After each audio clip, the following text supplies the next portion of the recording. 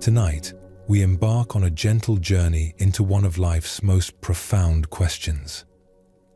Not the kind of question that keeps you awake at night, but the kind that, when understood, finally allows you to find deep, meaningful rest. What is the real purpose of life? Society tells us it's happiness, success, achievement. The accumulation of experiences and possessions that make us feel complete. But what if everything we've been taught about life's purpose is backwards? We'll explore ancient Zen wisdom that reveals a truth so simple, so elegant, that once you see it, you can never unsee it. This isn't about changing your entire life. It's about changing how you see the life you already have. Find a comfortable position. Let your body settle into the surface that supports you. Take a slow breath in, and as you breathe out, let go of the day that has passed. Whatever happened today, whatever you accomplished or didn't accomplish, simply let it be. In old Japan, there lived a merchant named Kenji. By every measure of his society, he was successful. His tea shop in Kyoto was the most prosperous in the district. People came from neighboring towns to buy his rare teas. His home was filled with beautiful things. His family was well fed and respected. Yet every night, as Kenji lay on his silk futon, a strange emptiness would settle over him like morning mist. He would think of all he had achieved, and somehow it felt like nothing at all. The taste of success had become as bland as yesterday's rice. One evening, feeling particularly restless, Kenji decided to take a walk through the bamboo forest near his home. The moon was full, casting silver shadows between the tall stalks. As he walked, he heard the soft sound of someone weeping. Following the sound, he found an old Zen monk sitting beside a small stream. The monk's robe was patched and simple, his begging bowl beside him empty. Yet his tears were not tears of sorrow, but something Kenji had never seen before. They seemed to shimmer with a strange kind of joy. "Master," Kenji said gently, "why do you weep?" The old monk looked up with eyes that held the depth of still water. "I weep because I have everything," he said. "And you, successful merchant, why do you suffer?" Kenji was taken aback. "I don't suffer, master. I have a prosperous business, a fine home, everything a man could want." The monk smiled. "Then why did the emptiness in your chest bring you to the forest tonight?" Kenji felt something turn over in his heart. How could this stranger see what he had hidden even from himself? "Sit," the monk said, patting the moss beside him. "Let me tell you about the two kinds of thirst. As you listen to this story, let your own body sink a little deeper. Feel the weight of your limbs. Notice how your breath moves in and out without any effort from you. Just like Kenji, you may have spent years running towards something, not knowing what you were really seeking."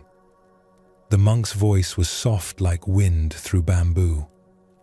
"There is the thirst of the body," he began, "and the thirst of the heart. When your body thirsts for water, you drink, and the thirst is satisfied. Simple. But the heart's thirst is different. The more you drink what the world offers, the thirstier you become." Kenji frowned. "I don't understand." "You achieved success to fill an emptiness. Did the emptiness disappear?" "No," Kenji admitted. "It only grew larger. This is because you were trying to fill a hole that can never be filled from the outside. The harder you try, the bigger it gets. Like trying to satisfy hunger by looking at paintings of food. The monk picked up a smooth stone from beside the stream and held it up in the moonlight. "What do you see?" "A stone," Kenji replied. "Look closer." Kenji leaned in. The stone was ordinary grey granite, worn smooth by water. "I see a stone," he repeated. "Look with your heart, not your eyes." Kenji stared at the stone, and something strange began to happen. The longer he looked without trying to understand or categorize or judge, the more the stone seemed to glow. Not with light, but with a presence he had never noticed before. It was perfect, exactly as it was. Complete. Lacking nothing. "Now," the monk said softly, "you are beginning to see what you really are. Let your eyes close now if they haven't already.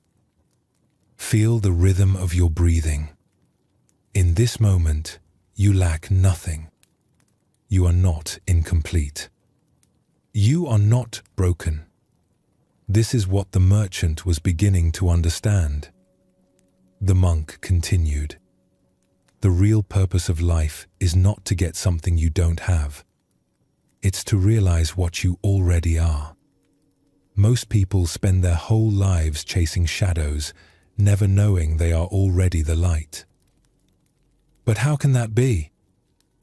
Kenji asked. "I feel so empty, so restless." "Because you have been taught to look everywhere except where the treasure is hidden. It's like a fish asking where the ocean is. There's an old Zen story about a master and student that illustrates this perfectly. Let this story wash over you like gentle waves. A young monk named Iho was desperate to find enlightenment. He meditated until his legs went numb. He studied texts until his eyes burned. He traveled from temple to temple, seeking the perfect teacher who would finally give him what he lacked. One winter day, he arrived at a small temple where an ancient master lived alone. The master was in his garden, slowly raking fallen leaves. "Master," Eijo said, bowing deeply, "I have come to receive your wisdom. Please teach me the secret of enlightenment." The old master continued raking without looking up. "I'm busy," he said simply. Eijo waited. Hours passed. The master finished raking, then began again in a different pattern. The sun moved across the sky. Finally, as twilight approached, Eijo could contain himself no longer. "Master, I have waited all day. When will you teach me?" The master stopped and looked at him with eyes like autumn leaves. "I have been teaching you all day." "I don't understand." "You've done nothing but rake leaves." The master smiled. "And what were you doing while I raked?" "Waiting," Eijo said, frustrated. "And what were you waiting for?" "For you to give me enlightenment." "Ah," the master said, setting down his rake. "And while you were waiting for something you didn't have, what happened to this moment?" Eijo opened his mouth to answer, then closed it. He realized he had been so focused on the future teaching that he had completely missed the teaching happening right in front of him. The master's presence. The falling leaves. The sound of the rake on stone. The feeling of cold air on his face. "Master," Eijo whispered, "I have been so busy looking for the moon that I missed the finger pointing at it." "Not quite," the master said gently. "You have been so busy looking for the moon that you missed that you are the moon. Feel your breath moving in and out. You are not breathing to get somewhere else. You are not breathing to become someone different. You are breathing because you are alive, and that aliveness is enough. It has always been enough. Back by the stream, the merchant Kenji sat in silence as these words settled into his heart like seeds in fertile soil. The monk's presence beside him was like sitting next to a warm fire on a cold night. Not because the monk was doing anything special, but because he had stopped doing anything unnecessary. "Master," Kenji said finally, "if what you say is true, why do I feel so driven to achieve, to acquire, to become more than I am?" The monk chuckled, a sound like water over stones. "Because no one ever told you that you were already complete. From the time you were small, you were taught that you were lacking something, that you needed to earn your worth.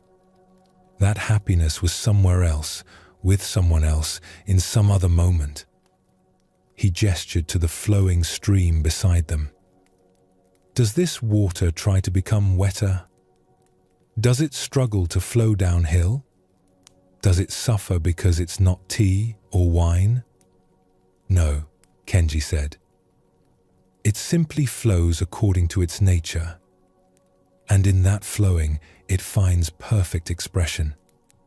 This is what the sages call wu-wei, effortless action, not trying to be anything other than what you are." The moon had climbed higher, casting everything in silver light. Kenji felt something in his chest beginning to loosen, like a fist that had been clenched for so long he'd forgotten it could open. "But my business, my responsibilities," Kenji said. "Should I abandon everything?" "Why would you abandon anything?" the monk asked. "The stream doesn't abandon being water when it becomes a river. Your work can become an expression of your true nature rather than a desperate attempt to prove your worth." He picked up his empty begging bowl and held it up. "This bowl is most useful when it's empty. Not because emptiness is better than fullness, but because only an empty bowl can be filled. Only an empty mind can receive wisdom. Only an empty heart can be flooded with love. As you rest here now, notice the space between your thoughts. That space is not empty in the way we usually think of emptiness. It's full of potential, full of peace, full of the awareness that notices everything without being disturbed by anything." The monk stood slowly, his movements like flowing water. "Come," he said to Kenji. "Let me show you something." They walked deeper into the bamboo forest until they came to a small clearing where the moonlight fell unobstructed. In the center of the clearing was a large boulder, split perfectly down the middle by some ancient force. "What do you see?" the monk asked. Kenji looked at the broken rock. "A boulder that's been damaged, split in two." "Look again," the monk said. "This time, don't look with your ideas about how things should be." Kenji stared at the split boulder. Slowly, his perception began to shift. Instead of seeing a broken thing, he began to see the perfect expression of the forces that had shaped it. The way the moonlight fell into the crack, illuminating the crystal formations inside. The small ferns that had made their home in the crevice. The way the two halves leaned toward each other like old friends. "It's not broken," Kenji whispered. "It's complete exactly as it is." "Yes," the monk said. "And so are you. So is everyone. The crack in your heart that you've been trying to heal isn't damage. It's where the light gets in. This is the first great understanding that Zen offers us about life's real purpose. We are not broken beings trying to become whole. We are not incomplete beings trying to find our missing pieces. We are expressions of life itself, perfect in our imperfection, complete in our incompleteness. Feel this truth settling into your body now. You don't need to understand it with your mind. Let your heart receive it. You are enough. You have always been enough. The purpose of life is not to become something you're not. It's to realize what you've always been. The merchant Kenji walked back through the forest that night with lighter steps than he'd taken in years. Not because his circumstances had changed, but because his relationship to his circumstances had transformed. The emptiness in his chest was still there, but now he understood it differently. It wasn't a lack to be filled. It was space for life to move through him. The next morning, he returned to his tea shop with new eyes. His customers looked different to him now. Not as sources of profit, but as fellow travelers, each carrying their own hidden wholeness. His work felt different too. Not like a burden to prove his worth, but like a dance he was invited to join. Nothing had changed, and everything had changed. This is what happens when we stop asking life to make us happy and start asking what life wants to express through us. When we stop trying to get something from existence and start wondering what we can give back. When we realize that the purpose of life is not to satisfy the small self that always wants more, but to discover the vast self that lacks nothing. Let your breathing slow down even more now. Feel yourself sinking deeper into rest. The questions that drove you to seek happiness, success, achievement, these questions came from love. A love for life, a love for growth, a love for experiencing all that existence offers. This love doesn't need to be abandoned. It just needs to be redirected. Instead of asking, "How can I be happy?" we can ask, "How can I be awake?" Instead of asking, "How can I get what I want?" we can ask, "How can I want what is?" Instead of asking, "How can I become someone special?" we can ask, "How can I express what I already am?" These questions transform everything. They turn life from a problem to be solved into a mystery to be lived. They turn suffering from an enemy to be defeated into a teacher to be welcomed. They turn the ordinary moments of existence into gateways to the sacred. The old monk by the stream understood this. That's why his tears were tears of joy. He had found the great secret that most people never discover. You are not a human being trying to have a spiritual experience. You are a spiritual being expressing itself as a human experience. This changes everything about how we live. It changes how we work, how we love, how we face difficulties, how we experience pleasure. It changes what we value and what we pursue. Most of all, it changes the question of purpose itself. The purpose of life is not to get anywhere else. It's to be fully here, not to become someone else, but to be completely yourself, not to achieve some future state of happiness, but to recognize the peace that's available right now, in this breath, in this moment, in this awareness that notices everything without being disturbed by anything.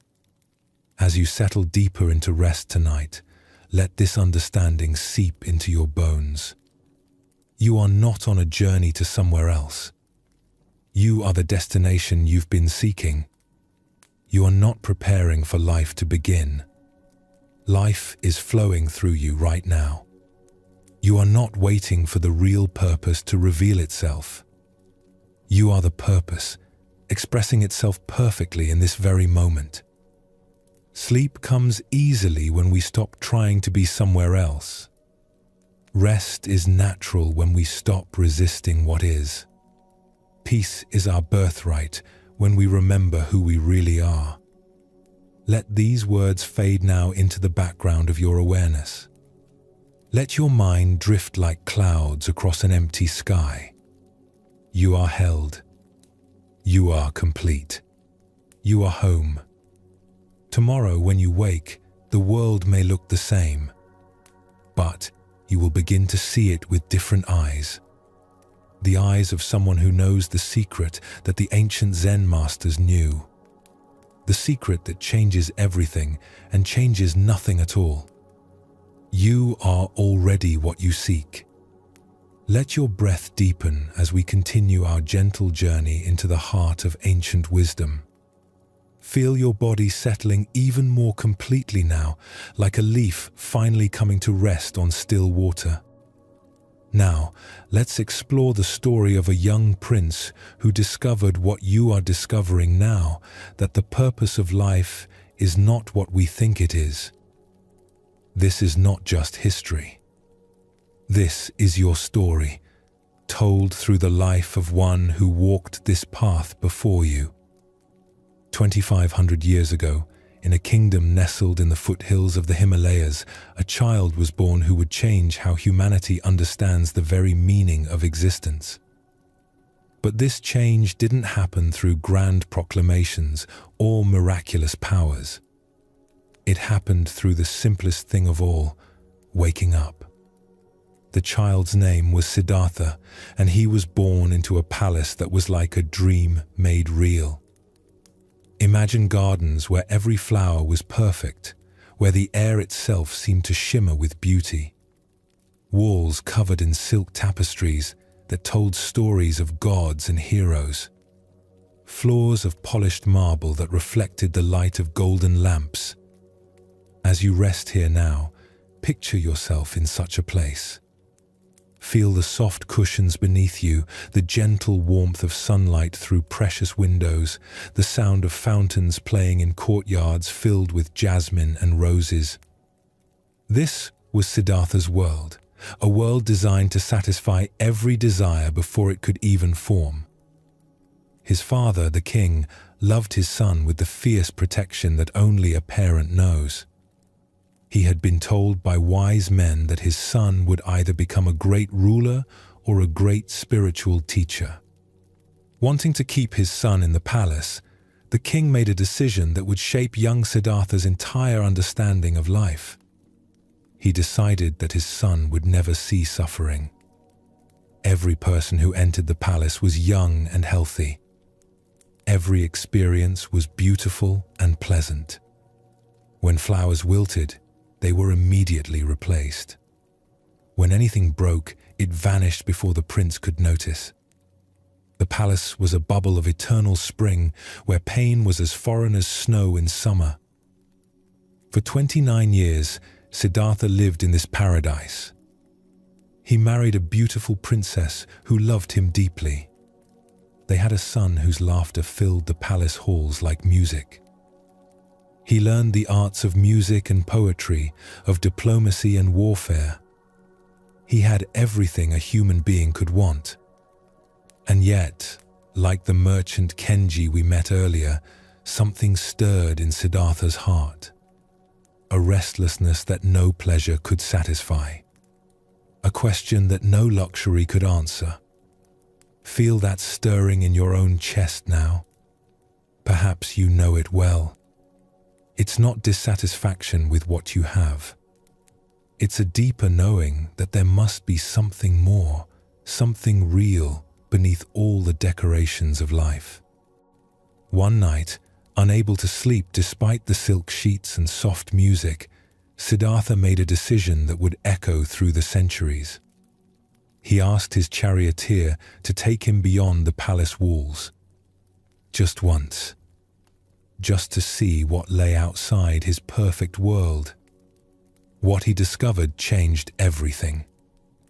On that first journey, Siddhartha encountered an old man, bent with age, his hair white as clouds, his skin marked by the passage of many seasons. Siddhartha had never seen aging before. The sight struck him like lightning. What has happened to this person? he asked his charioteer. "This is old age, my lord. It comes to everyone who lives long enough." "Everyone?" Siddhartha whispered. "Even me?" "Yes, my lord. Even you." Something cracked open in Siddhartha's understanding that day. The first crack in the shell of his protected life. For the first time, he understood that nothing lasts forever. Not youth, not beauty, not strength. Not even the perfect world his father had built for him. Let this understanding settle gently into your own awareness. Not as something frightening, but as something that makes this moment more precious. The breath you're taking right now will never come again. This particular configuration of awareness, peace, and presence is unique in all of history. On his second journey beyond the palace, Siddhartha encountered a person racked with illness. The sight of suffering without any way to escape it shook him to his core. On his third journey, he saw death itself, a body being carried to the cremation ground while family members wept. Each encounter was like a veil being lifted from his eyes. The comfortable illusions that had shaped his entire life began to dissolve. He realized that his palace was not the world. It was a shelter from the world. And no shelter, no matter how beautiful, could protect him from the fundamental realities of human existence. But it was the fourth encounter that changed his life completely. On this journey, Siddhartha saw a wandering monk. The man owned nothing but the simple robe on his back and a small bowl for food. His head was shaved, his feet were bare, and yet there was something in his eyes that Siddhartha had never seen before, not in all the luxury of the palace, not in all the beautiful faces of the court. The monk's eyes held peace. Not the peace of having everything you want, but the peace of wanting nothing you don't have. "Who is this man?" Siddhartha asked. "A seeker, my lord. One who has left the world to search for truth." That night, Siddhartha stood on his palace balcony, looking out at the star-filled sky. The question that had been growing in his heart finally became clear. If aging, sickness, and death were inevitable, if all the pleasure and beauty in the world could not protect him from these realities, then what was the point of life? What was real? What could he trust? He looked back at his sleeping wife and child, at the golden walls that had been his entire universe. And he knew that to find the answer to his question, he would have to leave everything behind. This is the moment that separates ordinary seeking from true spiritual awakening.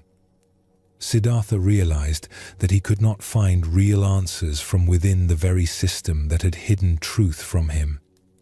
To see clearly, he would need to step outside everything he thought he knew. Feel your own willingness to let go of old ideas tonight. You don't need to leave your life behind like Siddhartha did. But you can let go of old ways of thinking about what life is for. You can step outside the palace of familiar assumptions and see with fresh eyes. In the darkest hour before dawn, Siddhartha quietly left the palace. He traded his royal robes for the simple clothes of a seeker. He cut off his long hair with his sword. He walked away from power, comfort, and security to discover what lay beyond the realm of temporary pleasures. For 6 years, he searched. He studied with the greatest teachers of his time, learning meditation techniques that could quiet the mind and expand awareness. He practiced severe austerities, eating only a grain of rice a day, sleeping on beds of thorns, believing that by punishing the body, he could free the spirit. But neither intellectual understanding nor physical extremes gave him the answer he sought. He found he could enter states of blissful concentration, but when he returned to ordinary consciousness, the fundamental questions remained. He could discipline his body until it was like a skeleton, but suffering continued to exist in the world. One day, weak from years of extreme fasting, Siddhartha collapsed by a river. A young village girl named Sujata found him there, more dead than alive. Without asking who he was or what he believed, she offered him a simple bowl of rice milk. As Siddhartha drank this nourishment, something profound occurred to him. His years of indulgence in the palace had not led to truth.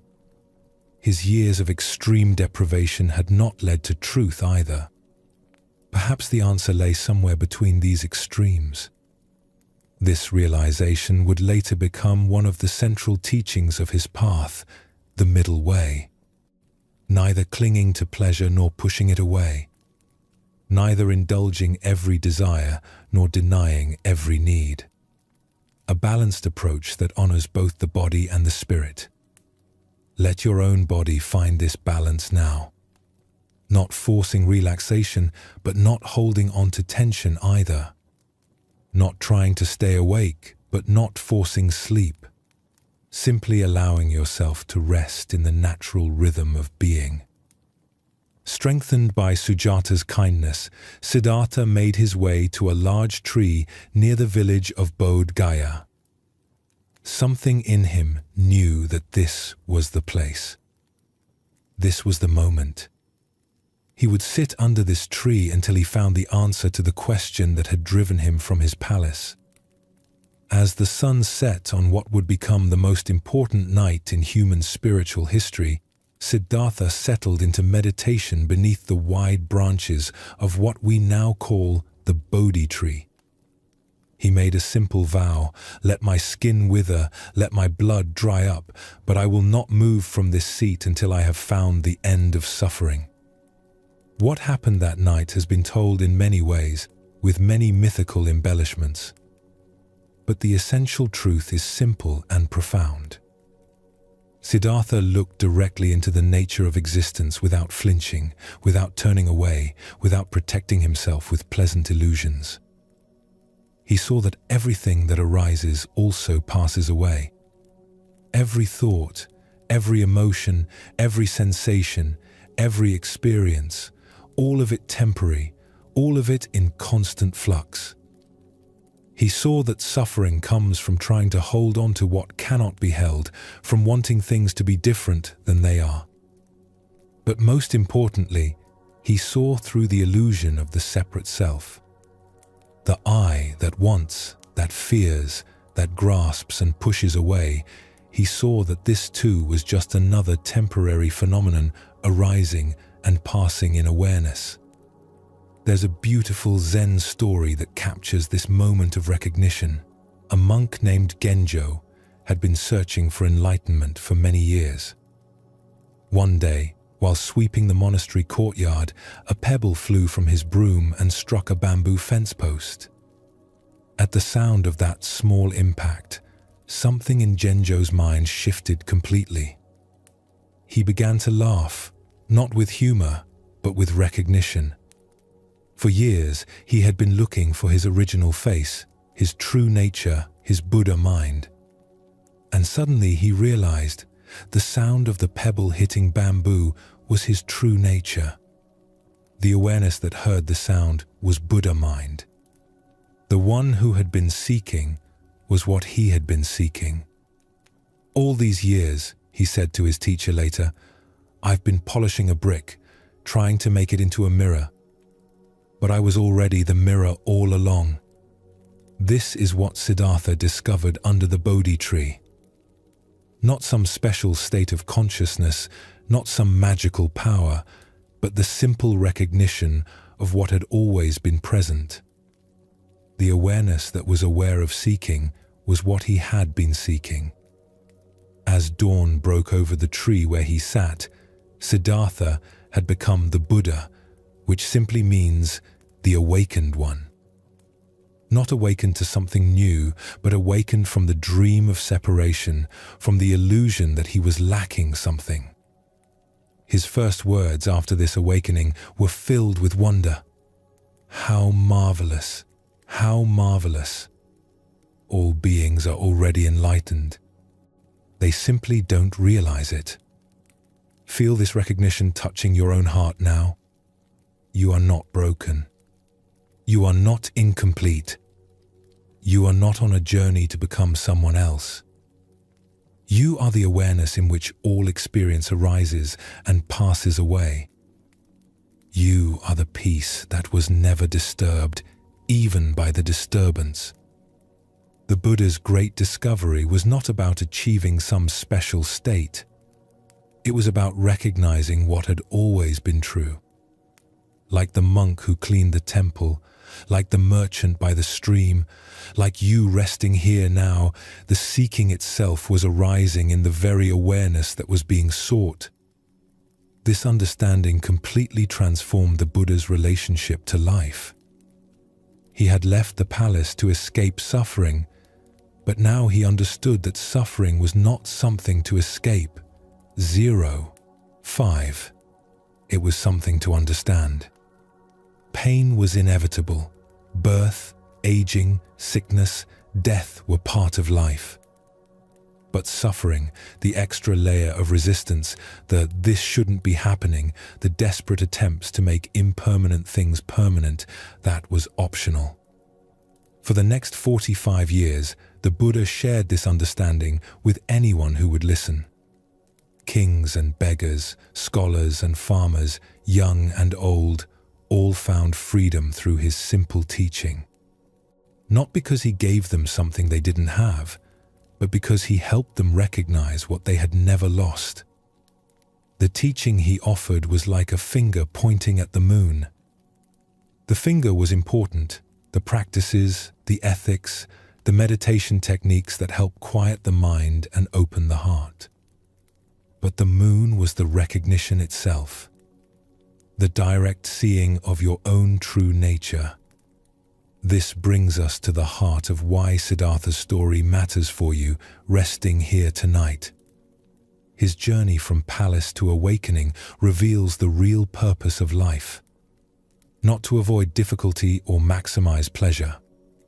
Not to achieve some perfect state where nothing ever goes wrong. But to wake up from the dream that you are separate from life itself. The Buddha taught that there are 4 fundamental truths that, once understood, free us from unnecessary suffering. First, life includes experiences we don't like. This isn't a bug in the system, it's a feature. Difficulty, loss, change, and uncertainty are woven into the very fabric of existence. Trying to create a life without these elements is like trying to have a coin with only one side. Second, our suffering comes from fighting this reality, from insisting that life should be different than it is, from believing that our happiness depends on controlling what cannot be controlled. This resistance is like swimming against a river current, exhausting and ultimately futile. Third, there is a way to end this unnecessary struggle. Not by changing life, but by changing our relationship to life. By learning to flow with the current instead of fighting it. By finding the peace that exists even in the midst of difficulty. Fourth, there is a practical path for developing this new relationship. Not a path of belief or faith, but a path of direct experience. Simple practices that anyone can use to discover their own inner freedom. Let these truths settle into your awareness like seeds finding fertile ground. You don't need to understand them completely right now. Just let them rest in the quiet space of your heart. There's another Zen story that beautifully illustrates this transformation. A student approached his master, crying, "Master, I am filled with anxiety about my family, worry about my work, and sadness about growing old. Please teach me how to get rid of these feelings." The master listened compassionately, then handed the student a cup of muddy water. "Please make this water clear," he said. The student tried everything, filtering, stirring, adding clear water. Nothing worked. The mud just swirled around, making the water cloudier. Finally, exhausted, the student set the cup down and stopped trying. Gradually, the mud settled to the bottom by itself, and the water became crystal clear. "You see," the master said gently, "you don't need to get rid of anxiety, worry, or sadness. You just need to stop stirring them up with resistance. When you stop fighting these feelings, they settle naturally, and your true clarity shines through." This is what the Buddha discovered. Peace is not the absence of difficult experiences. Peace is the presence of awareness that remains undisturbed even when difficulties arise. Like the clear water that was always there beneath the mud. As you continue to settle deeper into rest, know that this same awareness is here right now. The awareness that notices your thoughts is peaceful. The awareness that notices your emotions is untouched by them. The awareness that notices your body is not limited by physical boundaries. You are not having an experience of awareness. You are awareness, experiencing itself as a human being. This was the Buddha's great insight, and it's available to you right now, in this moment, in this breath. The prince who left his palace thought he was going on a journey to find something he lacked. What he discovered was that he had never left home. What he found was what he had always been. What he achieved was the recognition that there was nothing to achieve.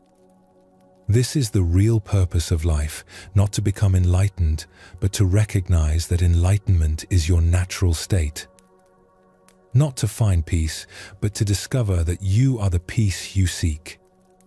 Not to solve the problem of existence, but to awaken from the dream that existence is a problem. Let this understanding accompany you now as you drift deeper into the natural rest that is your birthright. You are not a seeker looking for truth. You are truth itself, temporarily playing the role of a seeker. The game is almost over. The seeking is almost done. Like Siddhartha under his tree, you can stop trying so hard and simply be what you have always been. Complete, whole, at peace, already home. The Buddha's awakening under the Bodhi tree revealed something profound about balance. He had tried the extreme of luxury in his palace and the extreme of deprivation in the forest. Neither had led to freedom. True wisdom, he discovered, lies in the middle way, not as a compromise, but as a dynamic balance that honors both our human needs and our spiritual nature. This middle way is like learning to tune a musical instrument. Too tight and the string snaps. Too loose and it cannot make music. But find that perfect tension, and suddenly there is harmony. Tonight, let this harmony settle into your own being. Feel how your body naturally finds balance, not rigid, not collapsed, but gracefully present. This physical ease mirrors the inner balance we can discover in every aspect of life. In ancient China, there lived a master carpenter named Li Wei. His reputation extended far beyond his village, not because he built the most ornate furniture, but because everything he created had a quality that people couldn't quite name. His chairs were perfectly comfortable. His tables seemed to invite gathering. His houses felt like homes before anyone moved in. One day, a young apprentice asked him, "Master Li, what is your secret? How do you make wood become so alive?" Li Wei continued his careful planning of a piece of cedar, each stroke deliberate yet effortless. "There is no secret," he said quietly. "Only listening." "Listening to what?" The apprentice pressed. to what the wood wants to become. The apprentice frowned. But wood doesn't want anything. It's just wood. Li Wei set down his tools and looked at the young man with eyes that held the patience of old trees. "Watch," he said simply. He picked up a piece of bamboo and tried to bend it against its natural grain. The wood resisted, then snapped with a sharp crack. Then he took another piece and bent it gently with its grain. It curved gracefully, like a dancer following music. "The wood has its own nature," Li Wei explained. "Fighting that nature breaks it. Working with that nature makes it strong and beautiful. This is the middle way of craftsmanship. As you rest here, feel how this principle applies to your own life. 0. 5. How much energy have you spent fighting your own grain? Trying to force yourself to be someone you're not? Pushing against your natural rhythms and tendencies instead of learning to work skillfully with them? The middle way is not about becoming passive or giving up on growth. It's about understanding the difference between effort and struggle, between growth and force, between discipline and violence against yourself. Li Wei's workshop became a place of pilgrimage for other craftsmen, but not for the reasons they expected. They came expecting to learn techniques and secret methods. Instead, they found a man who worked with such naturalness that his labor seemed like play. One visitor, a famous cabinet maker from the capital, watched Li Wei for 3 days. Finally, he burst out in frustration. "But what do you do? I see you work, but you make it look effortless. Where is the struggle? Where is the great effort I've heard about?" Li Wei smiled and gestured to a tree growing outside his workshop window. "Do you see that oak tree struggling to grow? Do you see it forcing its branches toward the sun?" "No," the visitor admitted. "Yet it grows stronger each year. It bends with storms instead of breaking. It drops its leaves when winter comes and grows new ones in spring. It follows its nature completely, and in doing so, becomes magnificent." "But trees are different from people," the visitor protested. "Are they?" Li Wei asked. "What if humans are also part of nature? What if we too have a natural way of growing, of working, of being? What if the struggle comes from forgetting this?" Feel this question settling into your awareness. What if the difficulty in your life comes not from life being difficult, but from swimming against the current of your own nature? What if there's a way of living that feels more like flowing than fighting? The middle way that the Buddha taught is this natural approach to existence. It doesn't mean being lazy or uncommitted. It means finding the path of least resistance that still leads where you want to go. Like water, which is soft, yet wears away the hardest stone, not through force but through persistence. Li Wei had a student who exemplified the opposite approach. Chen was brilliant and ambitious, determined to become the greatest craftsman in all of China. He worked from before dawn until after dark. He pushed himself to exhaustion, believing that more effort always meant better results. One morning, Chen came to the workshop with his hands shaking from fatigue. He had been working on a delicate carving for weeks, but the harder he worked, the more mistakes he made. The wood kept splitting. His tools kept slipping. His frustration was so great that he threw his chisel across the room.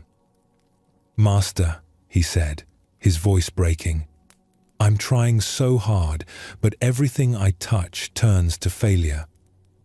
Li Wei looked at his exhausted student with compassion. "Come," he said gently.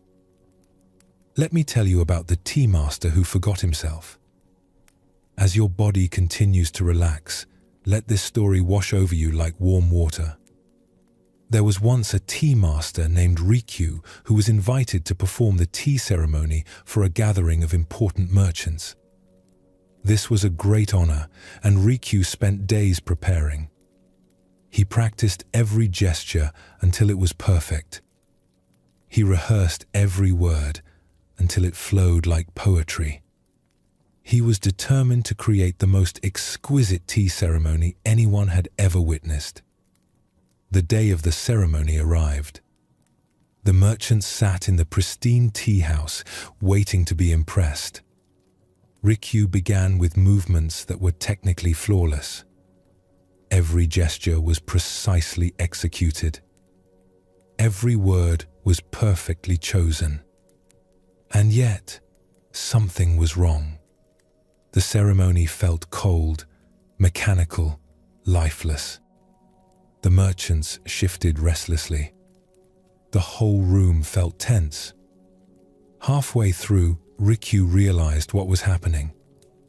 In his determination to be perfect, he had forgotten the most important element of the tea ceremony: presence. He was so focused on executing techniques that he had lost connection with the simple joy of sharing tea with others.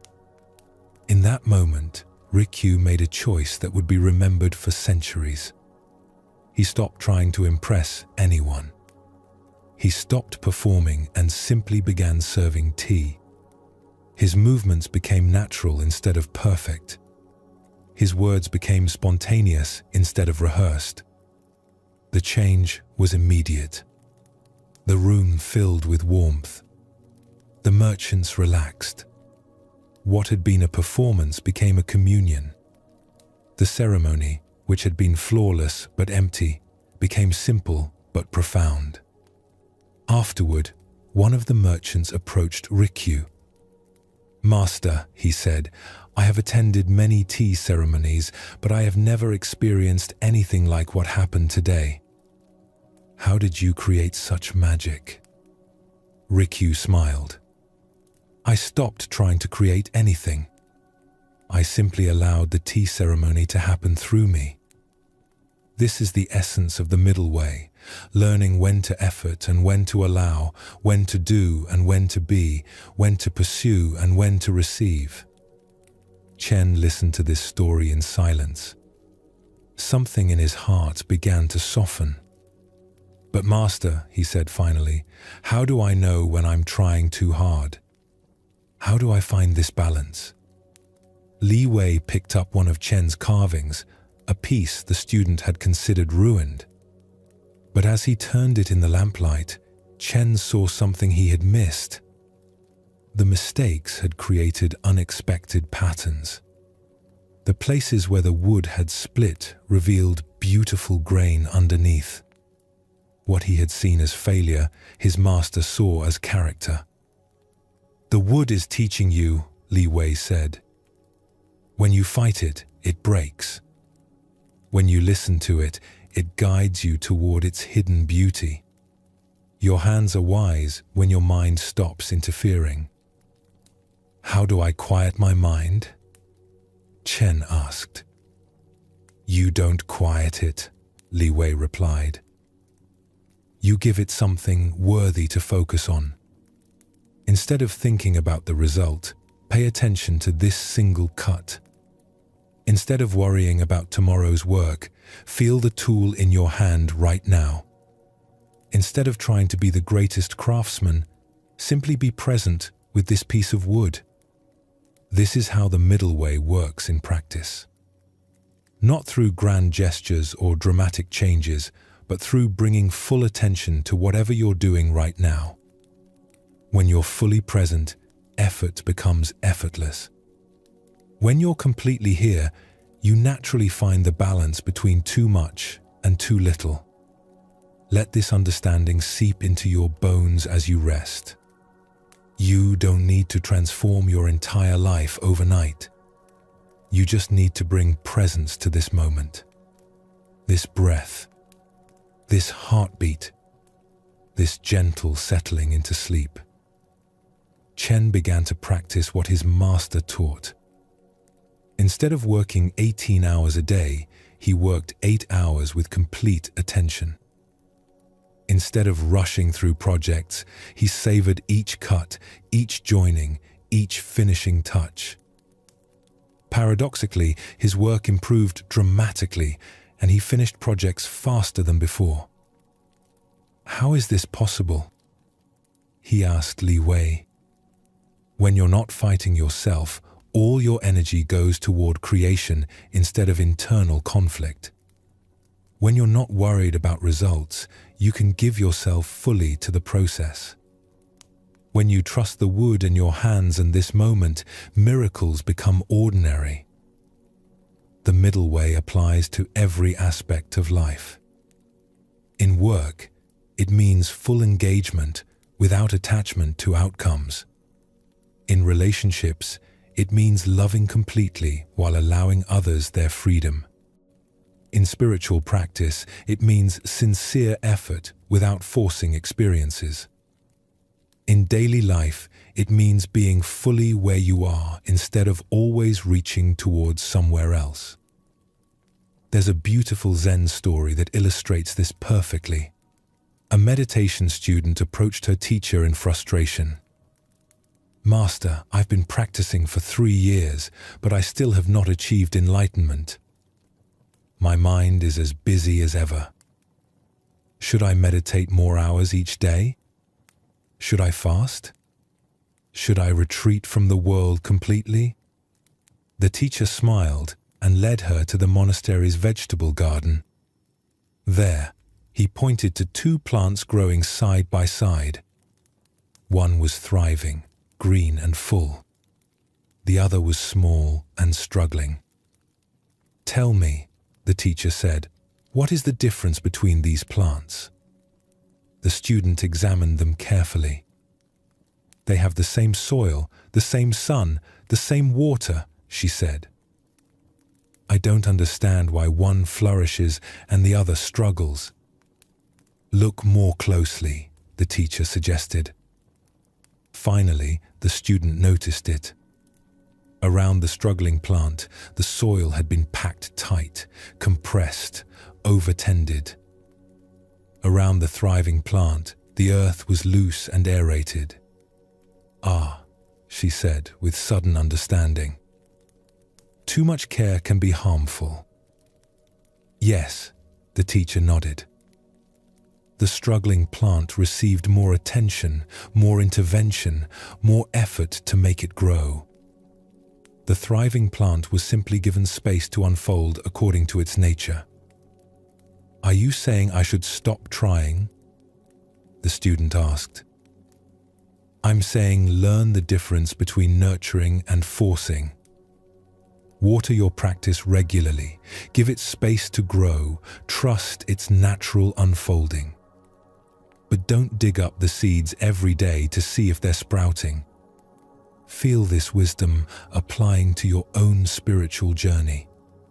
You don't need to force awakening or manufacture peace. These are your natural states, temporarily obscured by trying too hard to find them. Like the plant that grows best when given space, your inner wisdom flourishes when you stop interfering with its natural expression.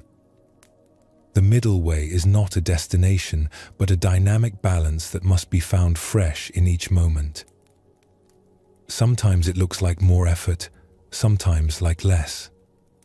Sometimes it means saying yes, sometimes saying no. Sometimes it means engagement, sometimes withdrawal. The key is learning to sense what this moment requires rather than applying a rigid formula. Li Wei often told his students, the master carpenter doesn't use the same pressure for every type of wood. Soft pine requires a light touch. Hard oak needs firm pressure. Wisdom lies not in having one technique, but in sensing what each situation calls for. As you settle deeper into rest tonight, allow this sensing to develop in your own life. You already know more than you think you know. Your body knows when it needs rest and when it needs movement. Your heart knows when to open and when to protect itself. Your spirit knows when to strive and when to surrender. The middle way is about trusting this inner guidance rather than overriding it with shoulds and have-tos. It's about becoming fluent in the language of your own wisdom. There was once a potter whose work was renowned throughout the land. Students came from everywhere to learn his secrets. They expected to find complicated techniques and special tools. Instead, they found an old man who worked with such simplicity that his pottery seemed to create itself. "Master," one student asked, "how do you make such beautiful vessels?" The potter smiled and gestured to the spinning wheel. "I don't make the pottery," he said. "I simply remove everything that is not pottery." "I don't understand." "I center the clay, then allow its nature to emerge. I guide it, but I don't force it. I work with its tendencies rather than against them. The pot already exists within the clay. My job is simply to help it reveal itself." This is perhaps the deepest teaching of the middle way. Your true self already exists within you, perfect and complete. Life's purpose is not to create someone new, but to remove everything that obscures who you already are. Like the potter with clay, like the carpenter with wood, you can learn to work with your own nature rather than against it. The struggle ends when you stop trying to be someone you're not and start allowing yourself to be who you are. The purpose of life reveals itself when you stop asking what you should become and start discovering what you already are. Let this recognition settle into your heart now. You are not a project to be completed or a problem to be solved. You are a masterpiece in the process of revealing itself. And like all great art, this revelation happens not through force, but through the patient, gentle removal of everything that is not essentially you. Rest in this knowing. Trust this process. Allow this unfolding. The middle way is not something you do, it's something you allow. It's the natural balance that emerges when you stop fighting yourself and start dancing with life. As sleep comes to embrace you, know that you are walking this middle way perfectly right now. Not trying to sleep, not fighting wakefulness, simply allowing whatever arises to arise. This is the path. This is the practice. This is the way home to yourself. The ancient masters understood that our minds are like gardens. Sometimes wild and overgrown, sometimes carefully tended, always alive with possibility. The purpose of life, they discovered, is not to eliminate all the weeds or create some perfect landscape. It's to learn the art of gentle cultivation, knowing when to plant, when to water, when to prune, and when to simply sit quietly and enjoy what grows. Tonight, as your mind settles into the spaciousness of approaching sleep, we explore this inner gardening, the practice of mindfulness that transforms ordinary awareness into wisdom. In the mountains of old Japan, there lived a Zen master named Dogen who tended the most extraordinary garden anyone had ever seen. But what made it extraordinary was not its beauty, though it was beautiful. What amazed visitors was how perfectly everything seemed to belong exactly where it was. The rocks appeared to have chosen their own positions. The moss seemed to have arranged itself with artistic precision. Even the fallen leaves created patterns of such natural harmony that people hesitated to disturb them by walking through. Students came from distant temples to learn Dogen's secret.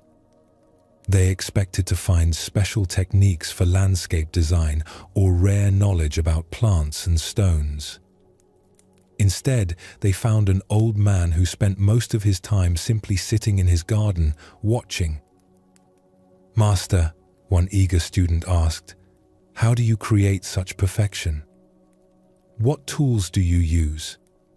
What methods?" Dogen smiled and gestured to a cushion beside him. "Sit," he said, simply. "Watch with me." "But I want to learn how to garden," the student protested. "This is how to garden," Dogen replied. "First, you must learn to see what is already here. Feel this invitation extending to you now. You don't need to change anything about your current experience. You don't need to feel more relaxed or more spiritual or more anything. Simply practice seeing what is already here, the breath that breathes itself, the awareness that notices without effort, the peace that exists even in the midst of mental activity." The student sat reluctantly beside the master, fidgeting with impatience. His mind raced with plans and ideas. He imagined the garden he would create when he learned these secrets. He compared this garden to others he had seen. He wondered how long this observation would take. After what felt like hours but was probably minutes, the student burst out, "Master, I've been watching, but nothing is happening." "When do we start the real work?" Dogen turned to him with eyes that held the patience of mountains. "What do you see when you look at that stone?" The student glanced at the large granite boulder Dogen was indicating. "I see a stone. Grey granite, probably placed there for visual balance." "Look again. This time, don't look with your ideas about how gardens should be designed. Don't look with your knowledge about stones. Just look." The student tried to follow this instruction, but his mind kept interfering. He saw the stone, but he also saw his thoughts about the stone, his judgments, his comparisons, his theories about its purpose. "I'm sorry, Master. I don't understand what you want me to see." "I don't want you to see anything in particular," Dogen said gently. "I want you to notice what happens when you try to see without wanting. This is the beginning of mindfulness, learning to observe without immediately grasping or pushing away." Like the student in the garden, most of us have forgotten how to simply be present with what is. We look at our lives through filters of should and shouldn't, like and dislike, past and future. But underneath all these mental habits, there is a simpler way of being. A natural awareness that notices everything without being disturbed by anything. This awareness is like the sky, vast enough to hold all weather without being changed by storms or clouds. As you rest here now, practice this sky-like awareness. Notice the thoughts that come and go, but don't get caught up in their content. Notice the sensations in your body, but don't judge them as good or bad. Notice the sounds around you, but let them arise and pass without resistance. The student continued to sit with Master Dogen day after day. Gradually, something began to shift in his perception. Instead of looking at the garden, he began to feel himself as part of it. Instead of observing from outside, he started experiencing from within. One morning, as he sat in his usual spot, a leaf fell from the maple tree above them. As he watched it spiral down and land softly on the moss, something in his mind became very quiet. For just a moment, there was no observer and no observed. There was just the falling leaf, the morning air, the presence of awareness itself. "Master," he whispered, tears forming in his eyes, "I think I'm beginning to understand." Dogen nodded. "The garden has been teaching you all along. You were just learning its language." "What language is that?" "The language of presence, of things being exactly as they are. of beauty that requires no improvement. This is what mindfulness practice reveals, that life is continuously offering its wisdom, but we're usually too busy thinking about life to actually experience it. Like the student who had to learn to see the garden fresh, we can learn to experience our own lives without the overlay of constant mental commentary. Dogen then shared with his student the practice that had transformed his own understanding. Each morning, he said, I come to this garden not to make it beautiful, but to practice being beautiful myself. Not to create harmony, but to discover the harmony that already exists. I sit here and breathe with the trees. I listen with the stones. I am still with the still water and moving with the moving clouds. How do you do that? The student asked. I practice what we call just sitting, shikantaza. I sit completely, breathe completely, exist completely, without trying to get anywhere else or become anyone else. In this complete sitting, I discover that there is nowhere else to go and no one else to become. Let your own body practice this complete resting now. You're not resting in order to fall asleep, though sleep may come.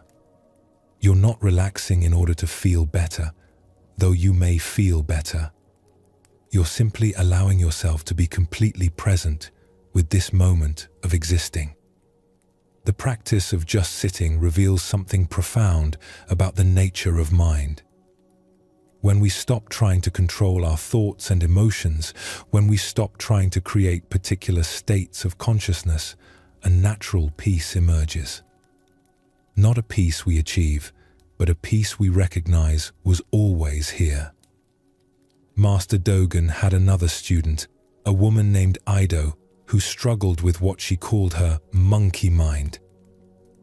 Her thoughts jumped from branch to branch like a restless primate, never settling anywhere for long. Master, she complained one day, my meditation is a disaster. I sit down to be peaceful, and immediately my mind becomes a circus. Thoughts are swinging everywhere. How can I make them stop? Dogen smiled and pointed to an actual monkey that was playing in the trees above them. Do you see that monkey? Yes. Are you angry with it for being a monkey? Of course not. It's just doing what monkeys do. Exactly. And your mind is just doing what minds do. Thinking is as natural to the mind as swinging is to a monkey. The mistake is believing you should be in control of it. But then, how do I find peace? Peace is not the absence of monkey mind. Peace is the awareness that watches monkey mind without getting upset about it. You are not the monkey. You are the awareness in which the monkey plays. This understanding transforms everything about meditation and mindfulness practice. You're not trying to stop thoughts or eliminate emotions. You're learning to rest as the awareness that notices thoughts and emotions without being identified with them. It's like learning to watch a movie without getting lost in the story. You can enjoy the drama, feel moved by the emotions, appreciate the artistry, all while knowing that you are not actually the characters on the screen. You are the witnessing presence in which the whole movie appears. Ido practiced this perspective daily. She would sit in the garden and watch her mind like she was watching clouds pass through the sky. Some thoughts were dark and stormy. Some were light and cheerful. Some seemed to carry important messages. Others were just mental debris, random fragments with no particular meaning. Gradually, she stopped taking her thoughts so seriously.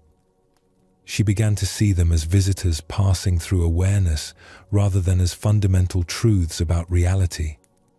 And in that shift of perspective, she found the peace that had always been there, not as something she created, but as something she stopped obscuring.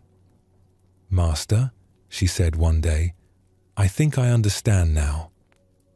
I was like a person standing in sunlight, but staring at her shadow, wondering why everything seemed dark."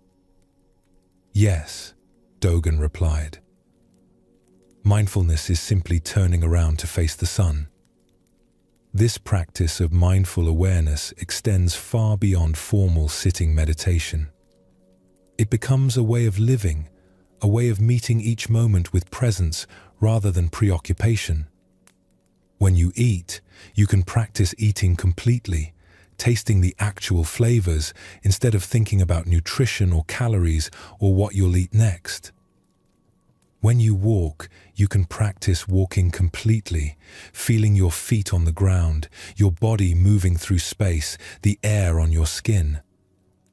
When you listen to someone, you can practice listening completely, hearing not just their words, but the feelings beneath the words, the humanity in their voice. This complete engagement with ordinary activities reveals something extraordinary. Life stops being a series of tasks to get through and becomes a continuous opportunity for presence. Work becomes meditation in action. Relationships become opportunities for compassion. Even difficulties become teachers offering lessons in wisdom. There was once a tea master named Sen no Rikyu who elevated this ordinary mindfulness to an art form. When he prepared tea, every movement was deliberate yet natural. When he arranged flowers, each stem seemed to find its perfect position effortlessly. When he swept his tea house, the very act of cleaning became a form of prayer. Students would watch him in amazement. How could such simple activities be so beautiful to witness? One student finally asked, "Master Rikyu, what is the secret of your way?" "There is no secret," Rikyu replied, continuing to whisk the tea with perfect attention. "I just do one thing at a time, completely. But everyone does one thing at a time." "No," Rikyu said gently. "Most people do many things at once. Their body performs one action while their mind is somewhere else entirely. They wash dishes while planning tomorrow's activities. They drink tea while reviewing yesterday's mistakes. They are everywhere except where they actually are. Feel how this applies to this very moment. Are you here completely, allowing yourself to rest and receive these words? Or is part of your attention elsewhere, planning, reviewing, anticipating? There's no judgment either way. Simply notice where your awareness actually is. Rikyu continued, "When I whisk tea, I am completely present with whisking tea. When I bow, I am completely present with bowing. When I sit in silence, I am completely present with silence." This complete presence transforms ordinary activities into sacred acts. How do you develop such presence? The student asked. "Practice," Rikyu replied simply. "And patience with yourself when you forget to practice. The mind wanders because that is its nature. Mindfulness is not about preventing the wandering. It's about noticing when it happens and gently returning to here, now, this. This gentleness with yourself is crucial. Mindfulness is not a discipline in the sense of forcing yourself to behave differently. It's more like learning to befriend your own experience. You develop a kind, curious relationship with whatever arises in your awareness. When you notice your mind has wandered into worry, you don't scold yourself. You simply acknowledge, worrying is happening, and return your attention to the present moment. When you catch yourself lost in fantasy, you don't judge it as wrong. You simply note, Fantasizing is here, and gently come back to what's actually happening now. This practice is revolutionary because it stops the war against yourself. Instead of fighting your human tendency to get distracted or emotional or reactive, you learn to work with these tendencies skillfully. You become like a wise gardener who knows that some weather is stormy and some is sunny, and who tends the garden with equal care through all seasons. As you continue to settle deeper into rest, let this self-compassion infuse your relaxation. You don't need to relax perfectly. You don't need to have the right thoughts or the right feelings or the right anything. You can rest imperfectly, think chaotically, feel whatever you feel, and still be practicing mindfulness. The master gardener Dogen often told his students, "The purpose of tending a garden is not to eliminate wildness, but to create harmony between cultivation and nature." Some plants grow where you plant them. Others grow where they choose to grow. Wisdom lies in knowing which is which. In the garden of your own mind, some thoughts respond to gentle guidance. Others seem to have a life of their own. Some emotions can be influenced by your attention and intention. Others need to run their course like storms that must pass through. Mindfulness teaches you to work skillfully with both kinds. With some experiences, you can apply gentle effort, returning your attention to the breath when it wanders, choosing to focus on what's helpful rather than what's harmful.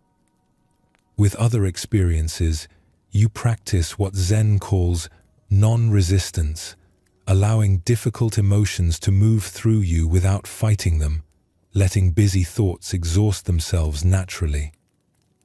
This balance between effort and allowing, between cultivation and acceptance, is itself the middle way applied to the practice of awareness.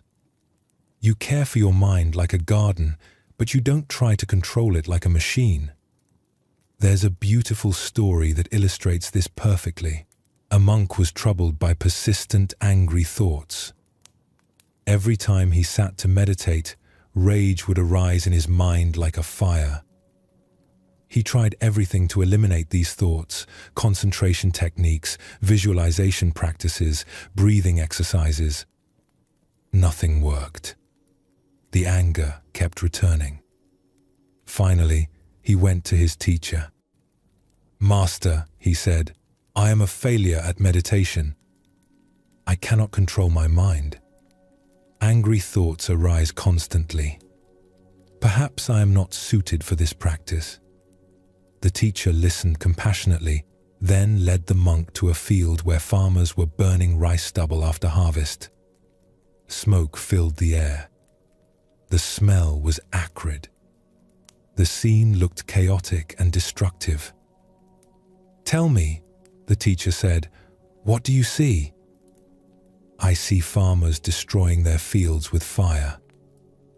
"Look more carefully." The monk watched longer. Gradually, he began to understand. The fire was not destroying the field, it was preparing it for new growth. The farmers were burning away the old stubble to make room for fresh planting. What looked like destruction was actually renewal.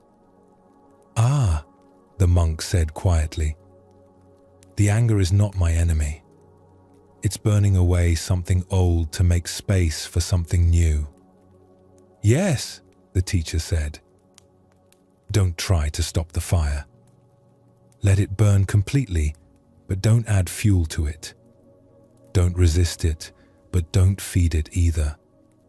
Simply watch it do its work."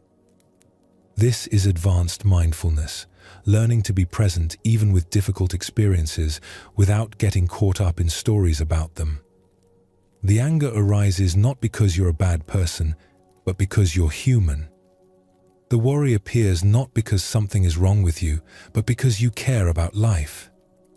The sadness comes not as punishment, but as a natural response to loss and change. When you can hold all these experiences in the spacious awareness of mindfulness, they become teachers rather than tormentors. They show you where you're attached, where you're afraid, where you're clinging to illusions about how life should be. And in showing you these things, they offer opportunities for greater freedom. As you rest here now in the garden of this moment, practice this spacious holding. Whatever thoughts arise, let them be like clouds passing through the sky of your awareness. Whatever emotions surface, let them be like weather moving through the landscape of your heart. Whatever sensations appear in your body, let them be like waves arising and dissolving in the ocean of your being. You are not any of these temporary experiences. You are the awareness in which they all appear and disappear. This awareness is never disturbed, never damaged, never depleted by what passes through it. It is your true home, your natural state, your deepest identity. This is not about giving up or becoming passive. This is about discovering the freedom that comes when you stop carrying what was never yours to carry. Like a river that flows effortlessly to the sea, not because it doesn't care where it's going, but because it trusts the landscape to guide it home.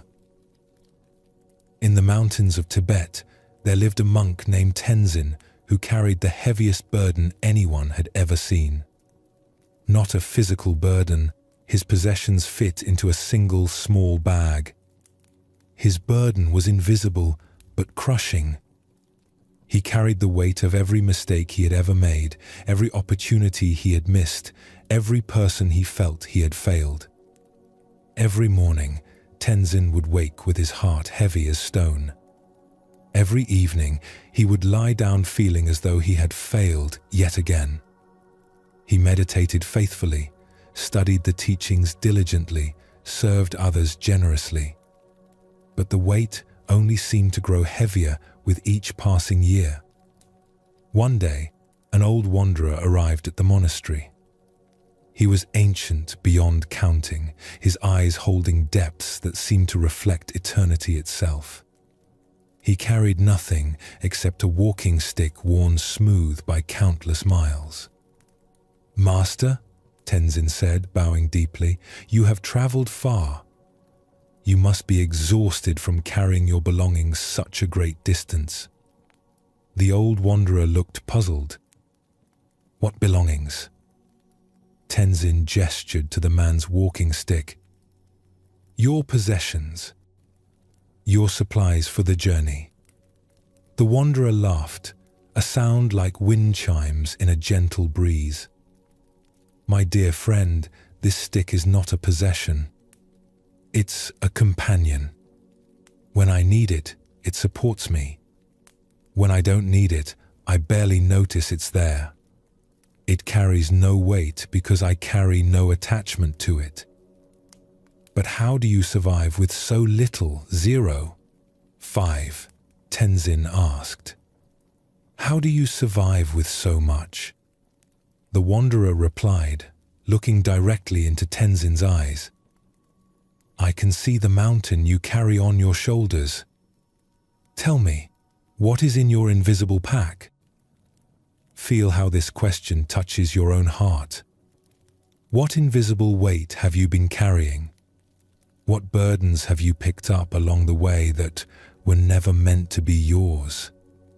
That evening, the old wanderer sat with Tenzin by the monastery's meditation hall. "Tell me about this weight you carry," he said gently. And so Tenzin began to unpack his invisible burden. The harsh words he had spoken to his sister 20 years ago. The promise he had broken to his teacher. The times he had felt angry during meditation and judged himself as a failure. The fear that he would never be wise enough, kind enough, good enough. With each item he named, the wanderer simply nodded with infinite compassion. He didn't offer advice or judgment or solutions. He simply listened with the presence of someone who had learned to hear without needing to fix. When Tenzin finished, They sat in silence as the stars emerged above them. Finally, the wanderer spoke.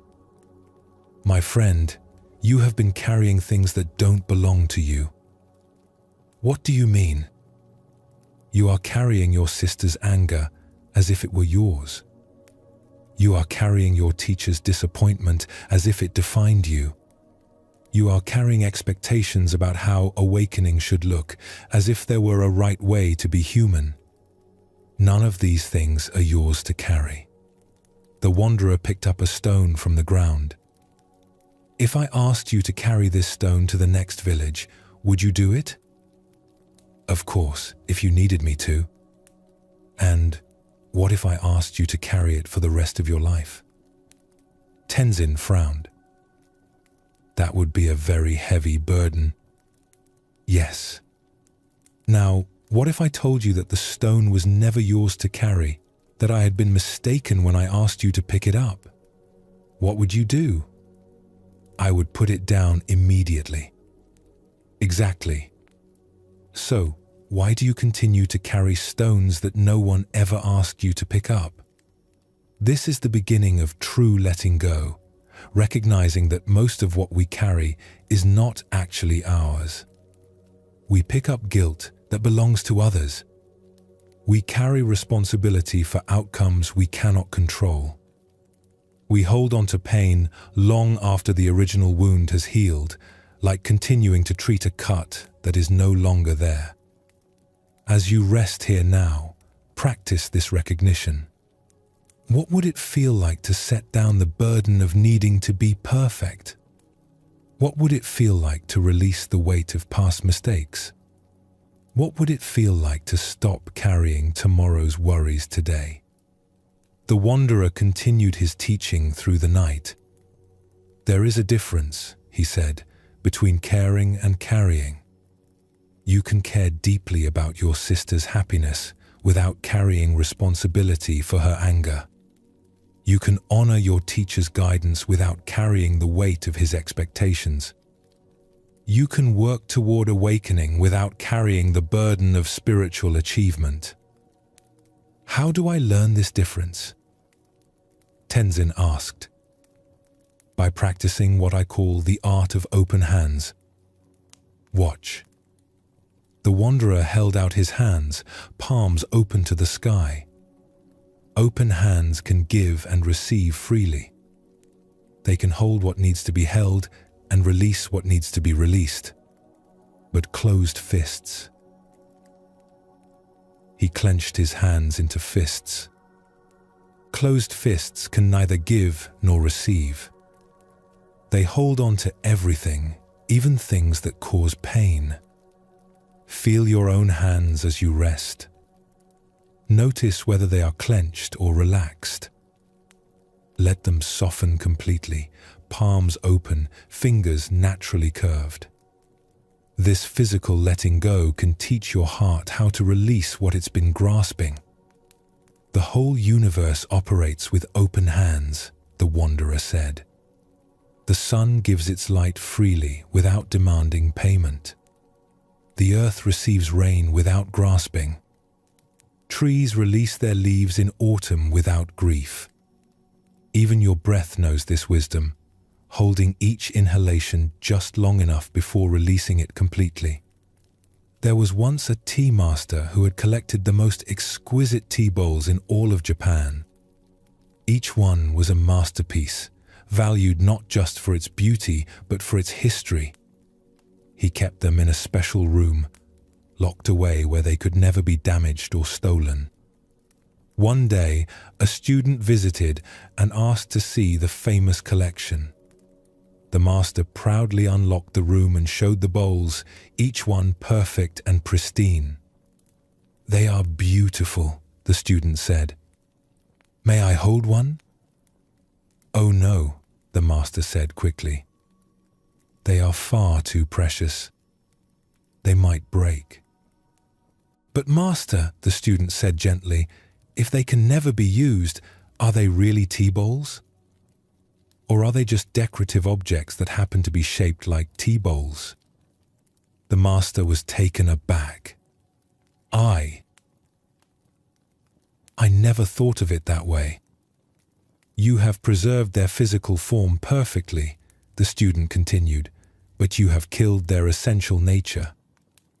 A tea bowl's purpose is not to be safe. It's to participate in the tea ceremony. It's to be filled and emptied, to be warmed by tea and cooled by air, to be part of the flow of life."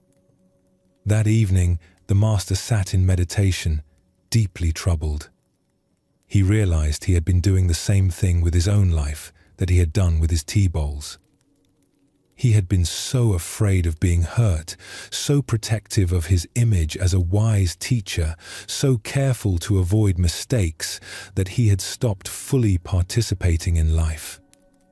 The next day, he unlocked the room and brought out his most precious bowl. His hands trembled as he prepared tea in it, knowing it might be chipped or broken.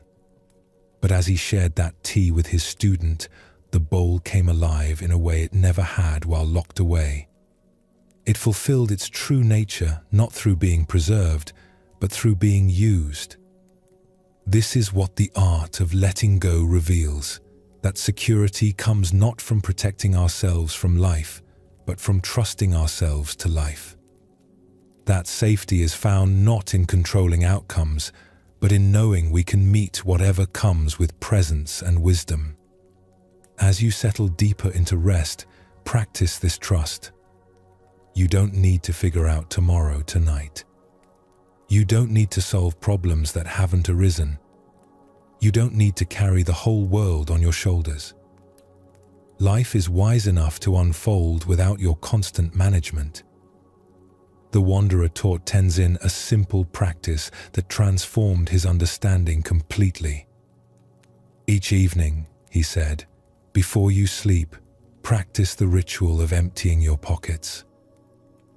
I don't understand. Throughout the day, you pick up things that aren't yours. Worry about others' opinions. Guilt about things you cannot change. Anger about past events. Anxiety about future possibilities. Before sleep, empty these out like you would empty coins from your pockets. How do I do that? Name what you're carrying, thank it for trying to protect you, and set it down. Say, thank you, worry about tomorrow, for trying to keep me safe. I don't need to carry you tonight. Say, thank you, guilt about yesterday, for trying to make me a better person. I can learn from the past without carrying it into sleep. Feel this practice working in your own experience right now. What have you been carrying from today that you can set down? What concerns from tomorrow can you trust to tomorrow? What regrets from the past can you finally release into the care of compassion? 0. 5. Tenzin practiced this ritual faithfully. Night after night, he would sit quietly and unpack his invisible burden. At first, the same worries and guilt would return the next day. But gradually, he began to notice which items in his pack were actually useful and which were just dead weight. He realized that caring about his sister was love, but carrying her anger was not helping either of them. He understood that learning from his mistakes was wisdom, but punishing himself endlessly was just cruelty. He saw that working toward awakening was beautiful, but demanding it on his timeline was just another form of attachment. "Master," he said to the wanderer one evening, "I'm beginning to understand. Letting go is not about stopping caring. It's about caring without clinging." "Yes," the wanderer smiled. "It's about loving with open hands instead of closed fists. About being fully present with what is here now instead of fighting what was or reaching for what might be." There's an ancient Zen story that illustrates this perfectly. 2 monks were walking to their monastery when they came to a river swollen by recent rains. At the riverbank, they found a young woman in fine silk robes, clearly distressed because she could not cross without ruining her clothes. Without hesitation, the older monk lifted the woman onto his back and carried her safely across. On the other side, she thanked him gracefully and went on her way. The two monks continued their journey in silence. But as they walked, the younger monk became increasingly agitated. Finally, just as they reached their monastery gates, he could contain himself no longer. "Brother," he burst out, "how could you touch that woman? You know our vows forbid contact with women. How could you carry her like that?" The older monk looked at him with surprise. "I put that woman down at the riverbank an hour ago. Why are you still carrying her?" This is the essence of letting go, learning to set down what you've picked up when its time of usefulness has passed. The older monk's action was skillful compassion in the moment. He helped someone in need, then released the experience completely. The younger monk turned a moment of service into a burden of judgment that he carried long after the action was complete. Feel how this applies to your own experience. How many things are you still carrying that you set down long ago? How many conversations are you still having in your mind with people who aren't present? How many problems are you still solving that were resolved hours or days or years ago? The art of letting go is also the art of timing. Like a farmer who knows when to plant and when to harvest, we can learn when to hold on and when to let go. Some things need to be carried for a while, like love for family, like commitment to growth, like responsibility for our actions. Other things are meant to be temporary, like emotions, like circumstances, like thoughts. Wisdom lies in knowing the difference. The wanderer shared one final teaching with Tenzin before departing. "The greatest freedom," he said, "comes from realizing that you are not your experiences. You are the awareness in which experiences arise and pass away. Experiences come and go like visitors in your home. Some are welcome, some are not. But you are not the visitors. You are the spacious house that can welcome all visitors without being changed by any of them." "Even difficult visitors?" Tenzin asked. "Even difficult visitors. Pain comes to teach you about healing. Fear comes to show you where you need courage. Anger comes to reveal what you truly value. Sadness comes to deepen your capacity for joy. When you stop fighting these visitors and start learning from them, they don't need to stay so long.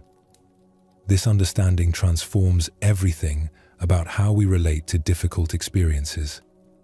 Instead of seeing challenging emotions as enemies to defeat, we can see them as messengers carrying important information.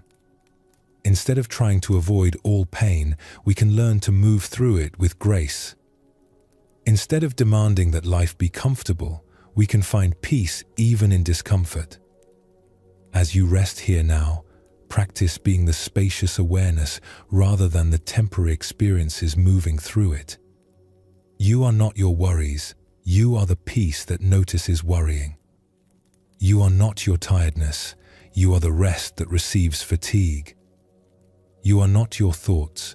You are the silence in which thoughts appear and disappear. The art of letting go is ultimately the art of coming home to yourself. Home to the awareness that was never lost. Home to the peace that was never disturbed. Home to the love that never left. When you know yourself as this unchanging presence, letting go becomes natural. Not because you stop caring, but because you care from a place of wholeness rather than need. Not because you become detached, but because you love without attachment. This is the deepest freedom, to live fully without grasping, to care completely without clinging, to participate wholeheartedly in the dance of life, while knowing that you are both the dancer and the space in which the dancing happens. Let this freedom infuse your rest tonight. You are already free. You have always been free. The chains you thought bound, you were made of thoughts and beliefs, not iron and steel. And thoughts, as you now know, are just visitors passing through the vast sky of your being. Rest in this sky-like awareness. Let everything else come and go like clouds. You are home. In the remote mountains of ancient China, there lived a hermit monk named Master Yunmen, who had spent 30 years in solitary meditation. His cave was carved into the side of a cliff, accessible only by a narrow mountain path that few dared to climb. For 3 decades, he had practiced with fierce dedication, believing that through complete isolation from the world, he would finally achieve the enlightenment that had eluded him. Every morning, Yunmen would rise before dawn and sit in perfect posture, watching his breath, observing his thoughts, cultivating states of deep concentration. Every evening, he would study the ancient texts by candlelight, memorizing the words of the great masters who had walked this path before him. His life was ordered, disciplined, pure.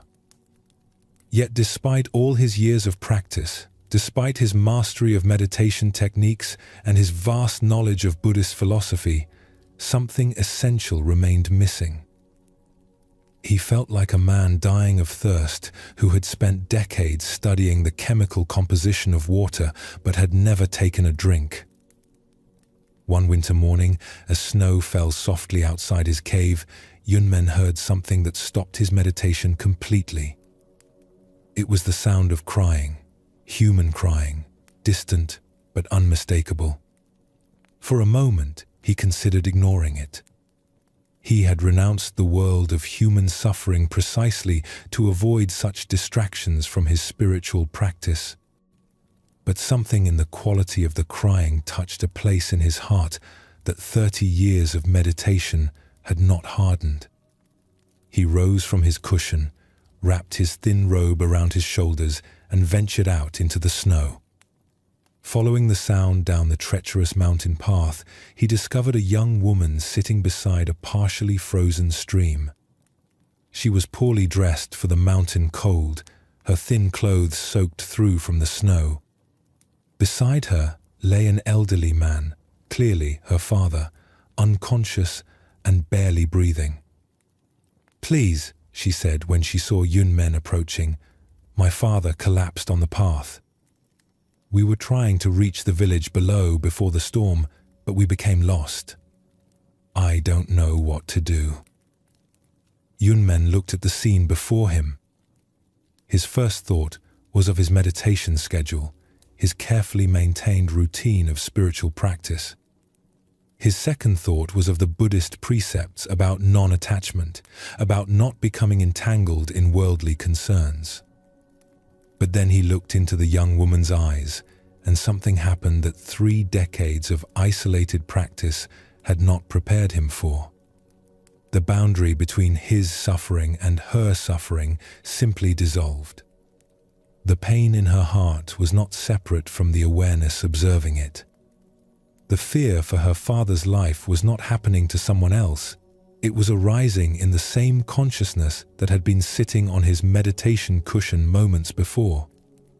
Without another thought, Yunmen lifted the old man onto his back and began the difficult journey down the mountain.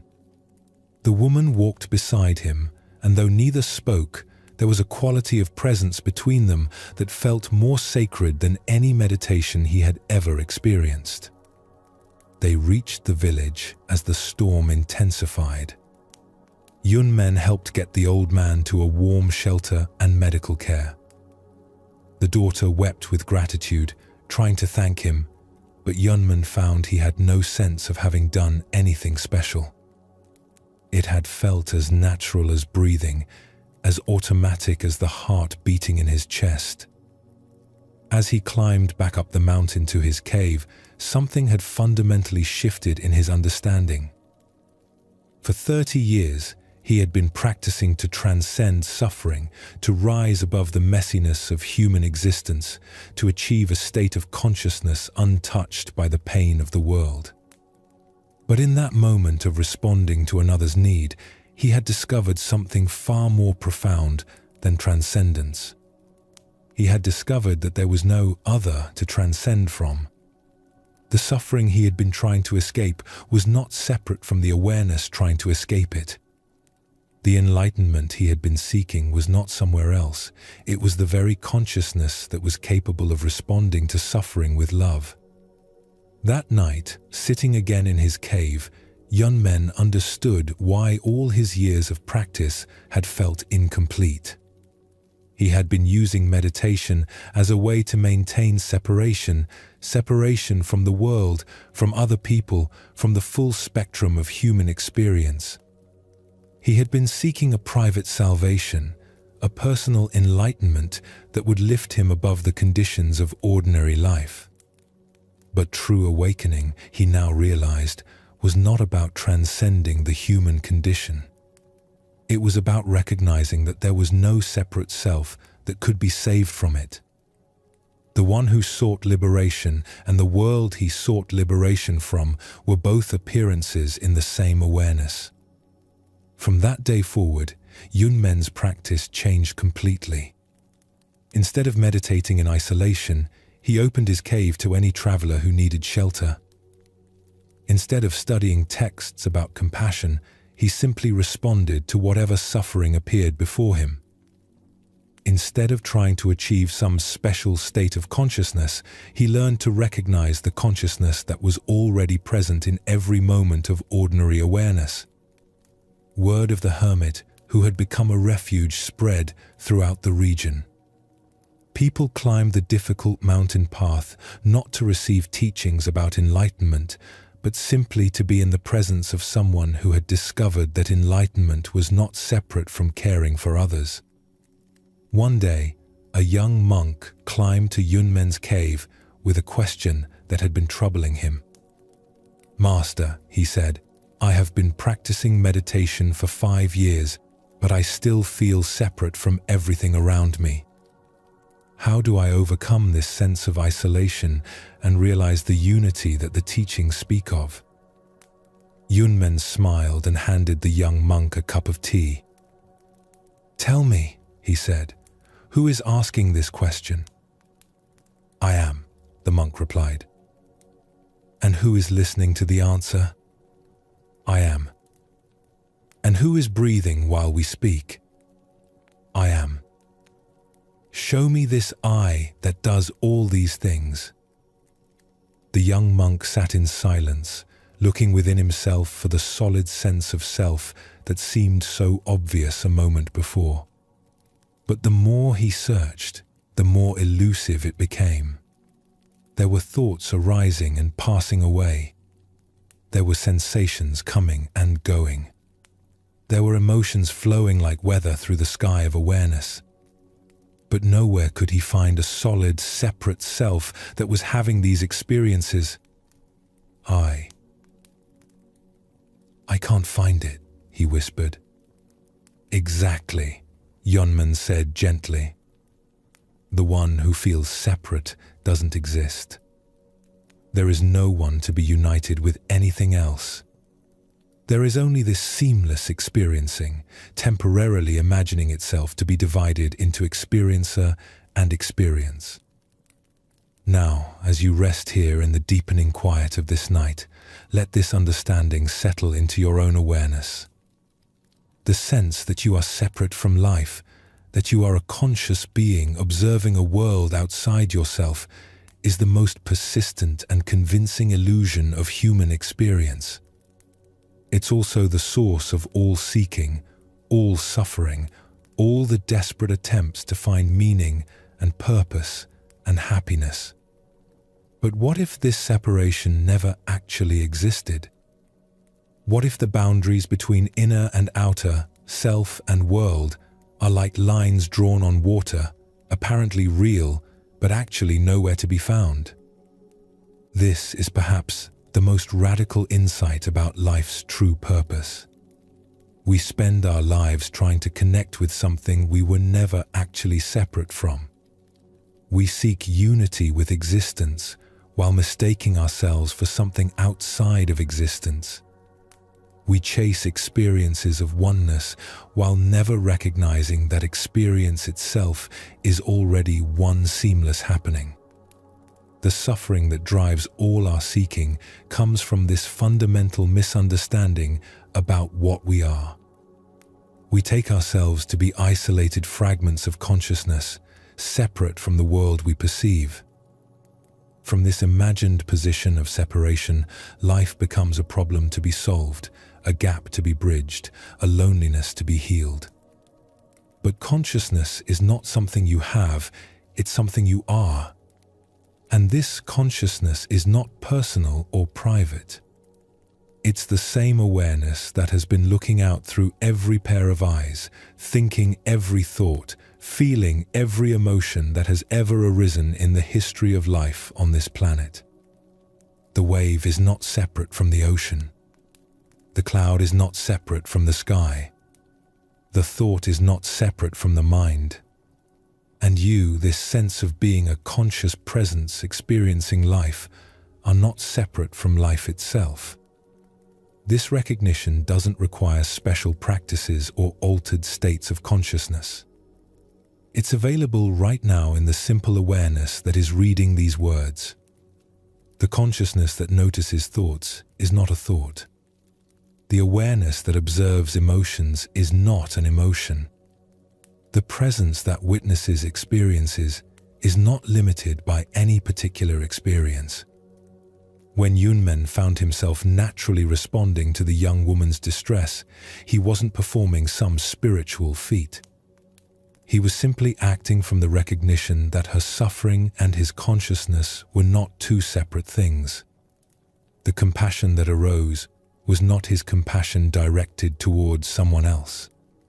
It was life caring for itself through the temporary focal point of his human form. This is why the great Zen masters often pointed to ordinary activities as the highest spiritual expression. Washing dishes, feeding the hungry, comforting the grieving, these are not distractions from enlightenment. They are enlightenment expressing itself naturally when the illusion of separation dissolves. The real purpose of life is not to escape the human condition, but to recognize that there is no separate self that could escape from anything. It's not to achieve some special state of consciousness, but to acknowledge the consciousness that is already aware of all states. It's not to transcend the world, but to discover that transcendence and immanence are the same recognition seen from different angles. Feel this recognition touching your own experience now. You are not a separate being having experiences. You are experience itself, temporarily organized into the pattern we call a human life. The awareness reading these words is not contained within the boundaries of your body. It's the very space in which the sense of having a body appears.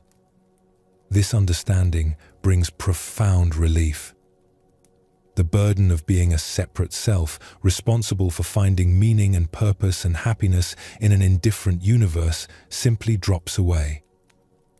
What remains is not emptiness but fullness, the recognition that you are the fullness itself, appearing as this particular perspective on existence.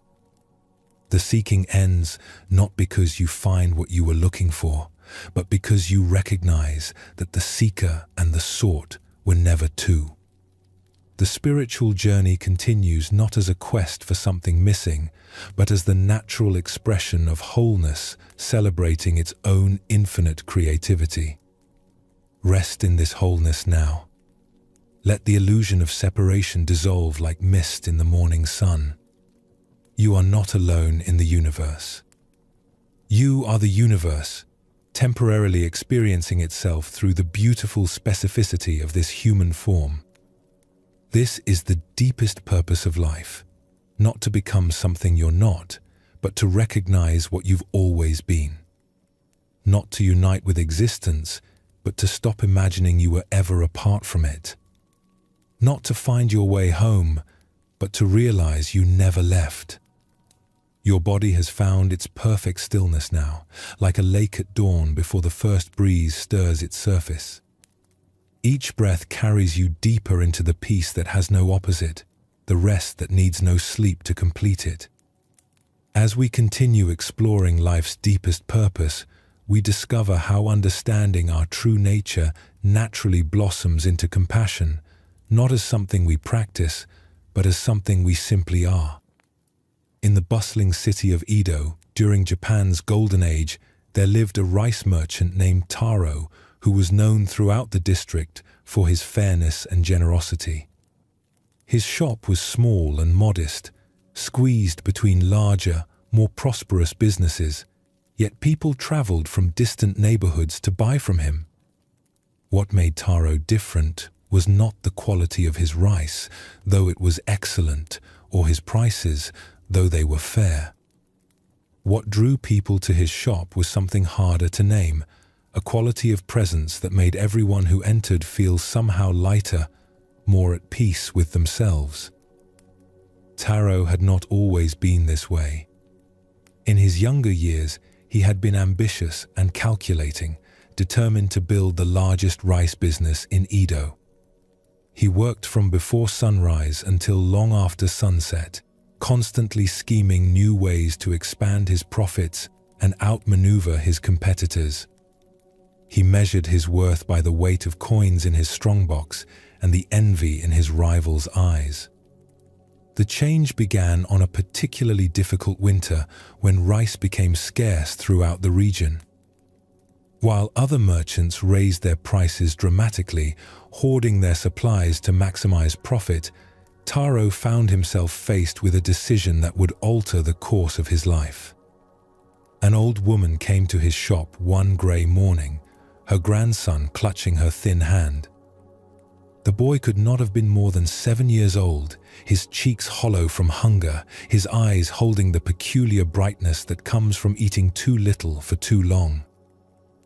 "Please, sir," the woman said, bowing deeply, "I have only enough coins for half a measure of rice. I know it is not enough, but my grandson has not eaten properly in 3 days. Is there any kindness you might show us?" Taro looked at the meager coins in her weathered palm, then at the child's face. For a moment, he hesitated. His business mind calculated the loss, the precedent this might set, the impact on his carefully planned profits. But then something else stirred in his chest, something he had not felt in years of focused ambition. Without speaking, he filled not 1 but 3 measures of rice, wrapped them carefully, and placed them in the woman's basket. When she tried to protest, tried to explain again that she had insufficient money, Taro simply shook his head. "The rice knows no difference between full payment and empty pockets," he said quietly. "It only knows how to nourish." As the woman and child left his shop, something unprecedented happened to Taro. Instead of feeling the sting of lost profit, instead of regretting his impulsive generosity, he felt a warmth in his chest that seemed to expand with each breath. It was as if he had been carrying a heavy stone for years without realizing it, and had suddenly set it down. That night, Taro sat in his shop after closing, trying to understand what had changed. He had given away rice worth nearly a day's profit, yet he felt richer than he had in months. He had acted against his careful business calculations, yet he felt more successful than any profitable transaction had ever made him feel. Over the following weeks, similar situations arose. A sick mother needing rice for her children. An elderly man whose pension had run short. A young couple struggling to feed their newborn. Each time, Taro found himself responding not from calculation, but from something deeper, a recognition that their hunger was somehow not separate from his own capacity to help. Word spread through the neighborhood about the rice merchant who never turned away the truly needy. Some of his competitors mocked him as foolish, predicting that such soft-heartedness would lead to bankruptcy. Other merchants watched carefully, expecting his business to fail, planning to divide his customers among themselves. Instead, something miraculous happened. As Taro's reputation for kindness grew, so did his business. People who could afford full price began choosing his shop not just for the rice, but for the atmosphere of genuine care that pervaded the small space. Customers lingered to chat with him about their lives, their worries, their small joys. His shop became not just a place of commerce, but a gathering place for the community. More importantly, Taro himself was transforming. The driven, anxious merchant who had measured success only in monetary terms began to discover a different kind of wealth. Each act of generosity seemed to expand his capacity for more generosity. Each moment of caring for others revealed new depths of caring within himself. One evening, as he was preparing to close his shop, Taro was visited by a traveling monk who had heard stories of the kind rice merchant. The monk was old and walked with a stick, his robe simple and well-mended. "I have heard," the monk said, "that you give rice to those who cannot pay. People say you are either very holy or very foolish. Which is it?" Taro considered this question seriously. "I don't know about holy or foolish," he replied. "I only know that when I see hunger, something in me responds naturally, like water flowing downhill. I don't think about whether to be generous. The generosity just happens." "And why do you think that is?" Taro was quiet for a long moment, looking at the neat rows of rice sacks in his shop. "At first, I thought I was helping other people. But now I think maybe there are no other people. When I see that hungry child, it's like seeing my own hunger reflected in a mirror. When I feed him, it's like feeding myself." The monk smiled, his eyes twinkling with recognition. "You have discovered something that many spiritual seekers spend lifetimes trying to understand." "What is that?" "That compassion is not something you do. It's something you are. When the illusion of separation dissolves, caring for others is as natural as your right hand caring for your left hand." The monk stayed that night in the small room above Taro's shop. As they shared a simple meal of rice and vegetables, he told Taro about the nature of true compassion. "Most people," the monk explained, "think compassion means feeling sorry for others and trying to help them from a position of strength or superiority. But real compassion is not based on difference. It's based on recognition.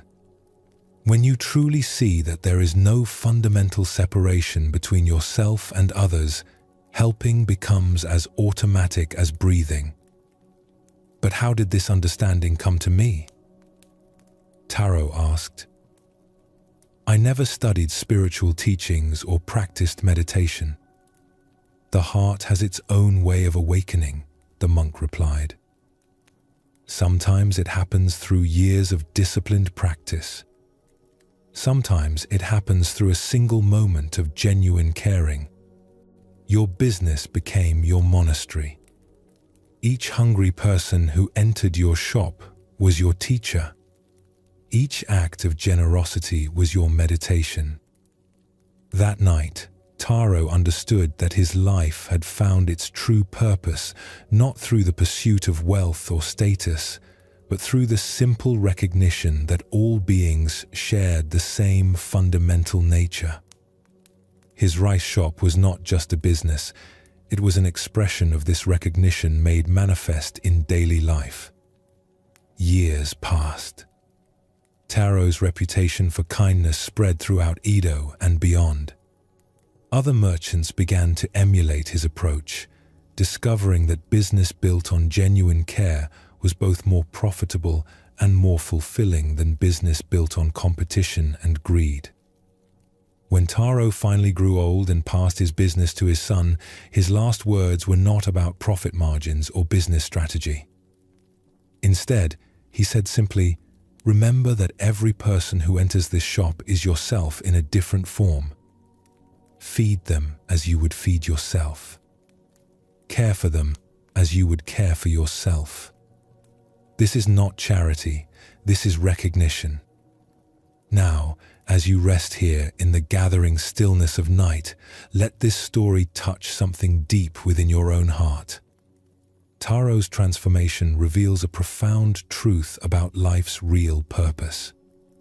We often think of compassion as something we should cultivate, a virtue we should develop, a practice we should engage in. But true compassion is not an action we perform, it's a recognition we embody. When we understand that there is no fundamental separation between ourselves and others, caring becomes as natural as the heart beating in our chest.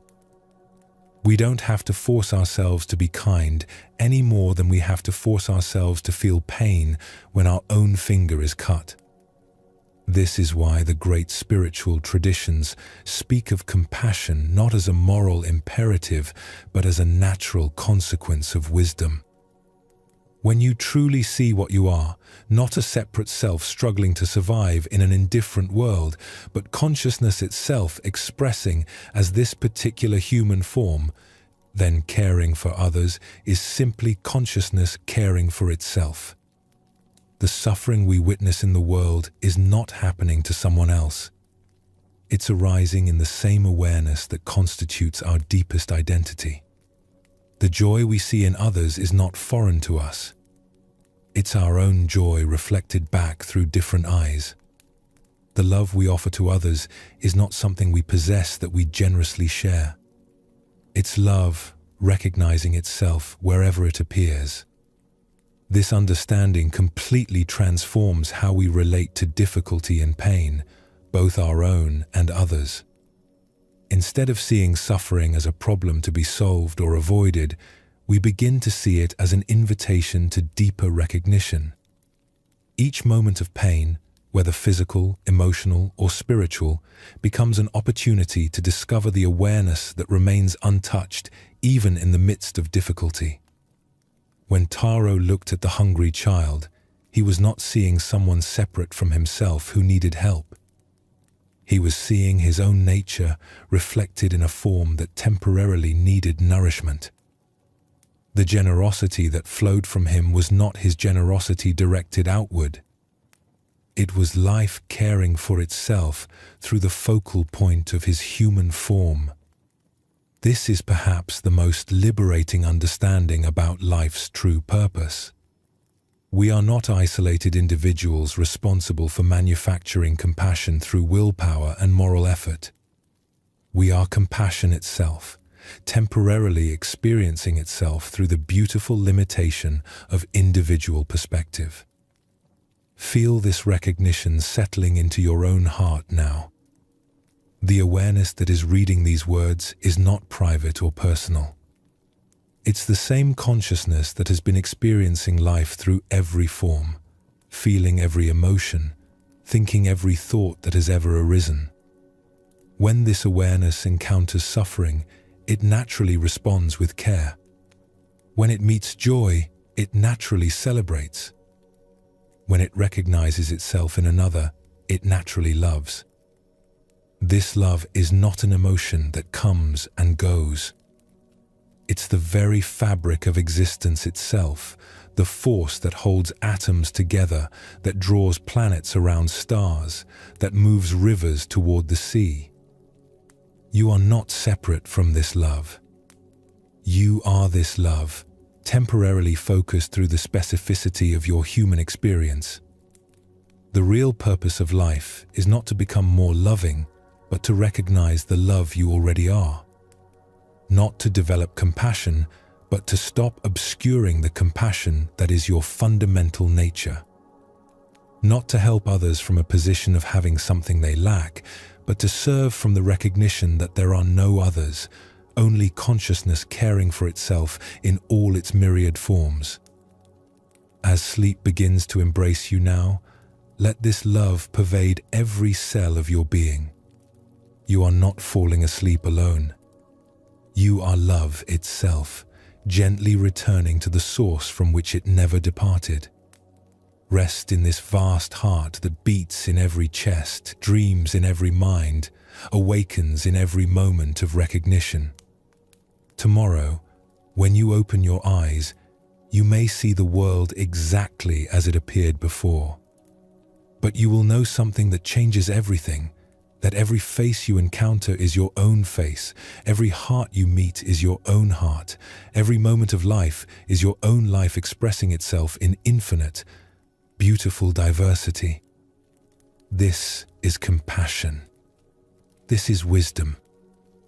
This is the purpose for which you came into being, not to find love, but to remember that you are love itself, playing hide and seek with your own infinite nature. In a small temple at the foot of Mount Fuji, there lived a monk named Jishu who had spent 40 years searching for enlightenment. He had studied every sutra, mastered every meditation technique, completed countless retreats and pilgrimages. His knowledge of Buddhist philosophy was encyclopedic. His concentration skills were legendary among the monastics. Yet despite all his accomplishments, the Great Awakening continued to elude him. Jishu had become the monastery's scholar, the one younger monks approached with questions about doctrine and practice.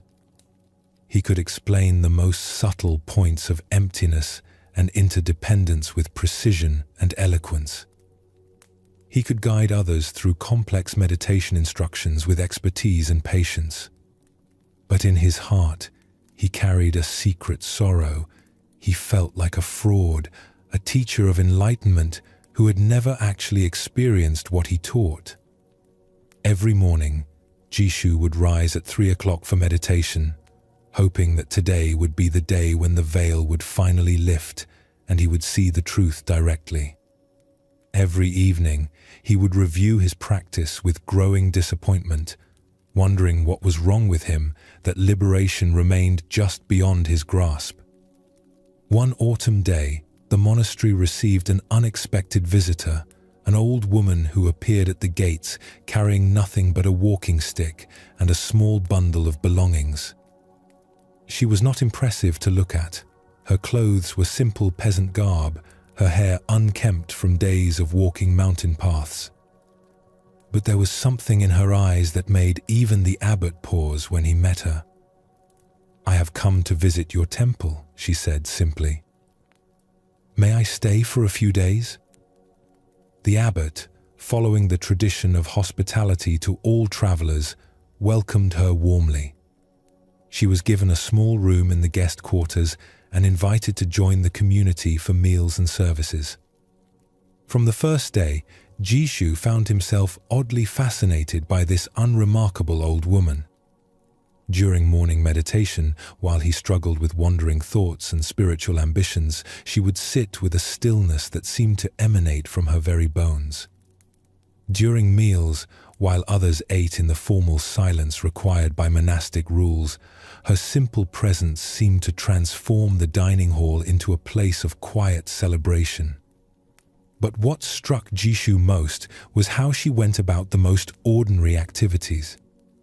When she swept the courtyard, she swept completely, not rushing to finish, not thinking about other tasks, just sweeping with a quality of attention that made even this mundane chore seem somehow sacred. When she walked to the temple for services, each step appeared deliberate and graceful, as if the earth itself was honored by her presence.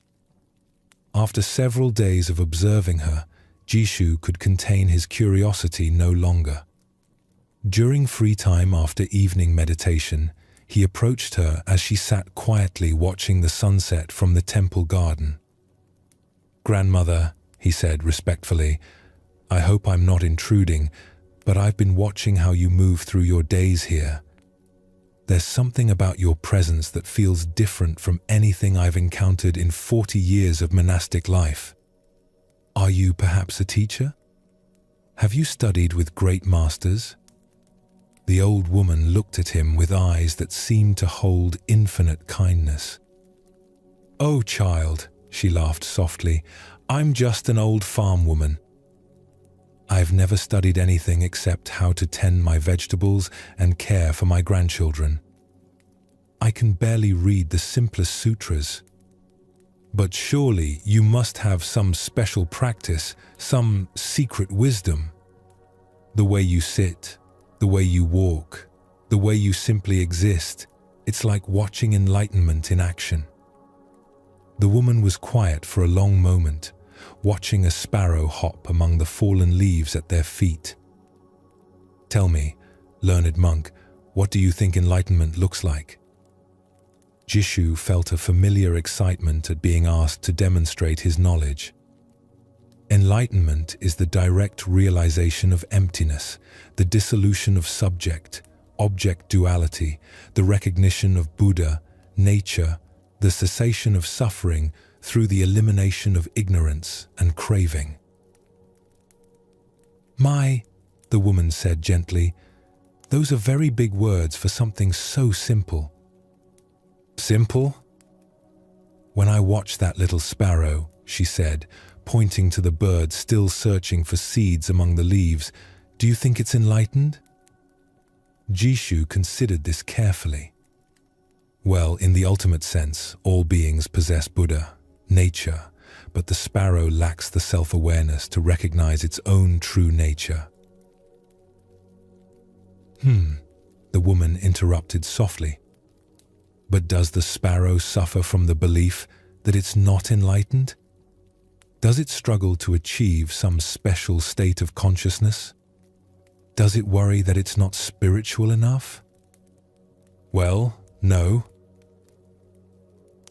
"Then perhaps the sparrow is already living what you're searching for." That night, Jishu lay awake thinking about the old woman's words. Could it be possible that he had been making enlightenment more complicated than it needed to be? Could all his studying and striving actually be taking him further from what he sought? The next morning during meditation, instead of applying his usual techniques and monitoring his progress towards some imagined goal, Jishu simply sat. He didn't try to achieve anything or become anyone special. He just allowed himself to be present with whatever was already here, the sensation of breathing, the feeling of sitting, the sounds of the temple waking up around him. For the first time in years, his meditation felt natural rather than effortful.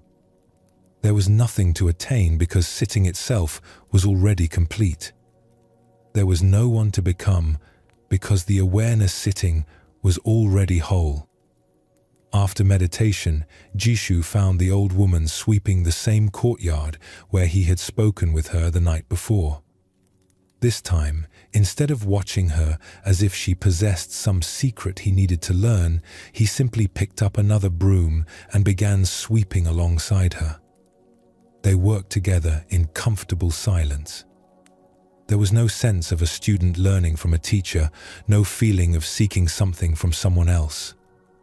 There was just two people sweeping, two expressions of the same awareness, temporarily focused through different forms, but participating in the same simple activity. As they finished their work, the woman paused and looked at Jishu with a smile that seemed to contain the warmth of 1,000 suns. "There," she said quietly. "Now you're enlightened." Jishu looked around, expecting to feel different, to see some dramatic change in his perception of reality. But everything looked exactly the same as it had moments before. The temple was the same temple. The morning light was the same light, 0, 5. He was the same monk with the same face and the same thoughts. "But nothing has changed," he said with confusion. Exactly, the woman replied. True enlightenment is not about becoming someone different. It's about recognizing what you've always been. You haven't achieved anything special, you've just stopped believing that you needed to. She gathered her simple belongings and prepared to continue her journey down the mountain. Before leaving, she turned to Jishu one last time. The Buddha you've been seeking is the one who was looking for the Buddha. The enlightenment you've been chasing is the awareness that was doing the chasing. The peace you've been practicing for is the consciousness that was aware of practicing. You've always been what you were searching for. You just forgot to notice. After she left, Jishu continued his monastic duties exactly as before. He still rose early for meditation, still studied the sutras, still guided younger monks in their practice. But everything had changed, because nothing needed to change. Meditation became not a technique for achieving enlightenment, but simply sitting completely. Study became not a pursuit of special knowledge, but appreciation for wisdom that was already present. Teaching became not the transmission of something he possessed, but the recognition of what was already alive in every student. Years later, when other monks asked Jishu about his transformation, about the moment when he finally achieved the enlightenment he had sought for so long, he would smile and say, "There was no moment of achievement because there was nothing to achieve. There was only the moment when I stopped believing I was unenlightened." Now, as you rest here in the deep stillness of night, let this story touch the very core of your understanding.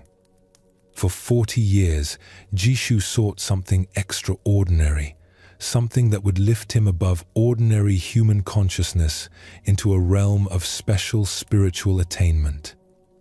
What he discovered was that the extraordinary had been hiding in the ordinary all along. This is perhaps the most profound teaching about life's real purpose. We spend so much energy seeking peak experiences, altered states, mystical realizations, moments of transcendence that will finally prove to us that we are spiritual beings worthy of peace and happiness. But what if the consciousness that seeks these experiences is already what we're looking for? The awareness reading these words right now is not ordinary awareness having a spiritual experience. It's the same consciousness that sages throughout history have pointed to as our deepest nature. It's not personal or limited or in need of improvement. It's the very space in which all experience arises and passes away. You are not a human being who occasionally touches enlightenment during special moments of meditation or insight. You are enlightenment itself, temporarily experiencing the adventure of being human. You are not consciousness trapped in a body, trying to escape into spiritual freedom. You are consciousness playing at limitation, exploring what it's like to imagine boundaries where none actually exist. This understanding completely transforms what we think the spiritual path is about. Instead of seeking to become someone else or achieve some special state, we can simply relax into what we already are. Instead of trying to transcend the human experience, we can appreciate it as a magnificent expression of our true nature. Feel this recognition settling into your awareness now. You don't need to wait for some future moment of awakening. You don't need to accumulate more spiritual experiences or insights or practices. The awakening you seek is the very capacity to seek it. The enlightenment you're looking for is the awareness that knows you're looking. This is why Zen masters often speak of enlightenment as the most ordinary thing in the world. It's not a special achievement reserved for advanced practitioners. It's the natural state that appears when we stop trying to be somewhere else or someone else. It's what remains when all seeking ceases, Not because we've found what we were looking for, but because we've recognized that the one who was looking was what we were looking for. The old woman sweeping the courtyard was not more enlightened than Jishu the scholar. She had simply never believed she was unenlightened. She lived from the recognition that this moment, exactly as it is, lacks nothing. This breath, this heartbeat, this simple awareness of being alive, this is the Buddha nature that all the scriptures point toward. You don't need to understand this intellectually. Understanding is just another experience arising in awareness. You don't need to feel peaceful or blissful or spiritually elevated. Feelings are just weather passing through the sky of consciousness. You don't need to have profound insights or mystical experiences. Experiences come and go, but the awareness in which they appear is constant. What you are is not any particular experience, but the openness in which all experiences are possible. You are not the content of consciousness, but consciousness itself. You are not the waves on the ocean, but the ocean appearing as waves. This is the ultimate teaching about life's purpose. We are not here to become enlightened. We are here as enlightenment, temporarily enjoying the play of apparently forgetting and remembering what we are. We are not here to find meaning, but to be meaning, expressing the infinite creativity of existence through the beautiful particularity of individual lives. As sleep draws you deeper now into rest, know that you are not falling asleep as a separate being who sometimes touches spiritual truth. You are spiritual truth itself, gently returning to the formless awareness that dreams all forms into being. Your individual life is not a problem to be solved, but a love song that existence is singing to itself. Rest completely in this knowing. There is nowhere else to go because you are already where you belong. There is nothing else to achieve because you are already the achievement. There is no one else to become because you are already the very source from which all becoming arises. The search is over not because you found what you were looking for, but because you realized you were never lost. You are home, you have always been home, and this recognition is the deepest purpose any life can fulfill. The real purpose of life is not a destination to reach, but a recognition to awaken to. You are not a traveler journeying toward enlightenment. You are enlightenment itself, temporarily experiencing the adventure of being human. In a small fishing village by the sea, there lived an old fisherman named Akira who had spent his entire life on the water. Every dawn, he would take his simple boat beyond the harbor into the vast blue expanse. Every sunset, he would return with his catch, his heart full of gratitude for another day spent in communion with the sea. But Akira was different from the other fishermen in one remarkable way. While they spoke of the sea as something separate from themselves, something to conquer or negotiate with or be lucky enough to navigate safely, Akira spoke of the sea as if he and it were old friends who had never been apart. "How do you always know where the fish will be?" the younger fisherman would ask him. Akira would smile and gesture toward the horizon. "I don't find the fish. The sea shows me where they are." "But how does the sea speak to you?" "The same way it speaks to you. Through the wind on your face, the pull of the current on your boat, the color of the water in the morning light. The sea is always speaking. Most people are just too busy talking to themselves to listen. Feel how this wisdom applies to your own life as you rest here. Life is always offering its guidance, always showing you the way forward. But so often we're too caught up in our own mental chatter, our plans and worries and judgments, to hear what existence is actually saying.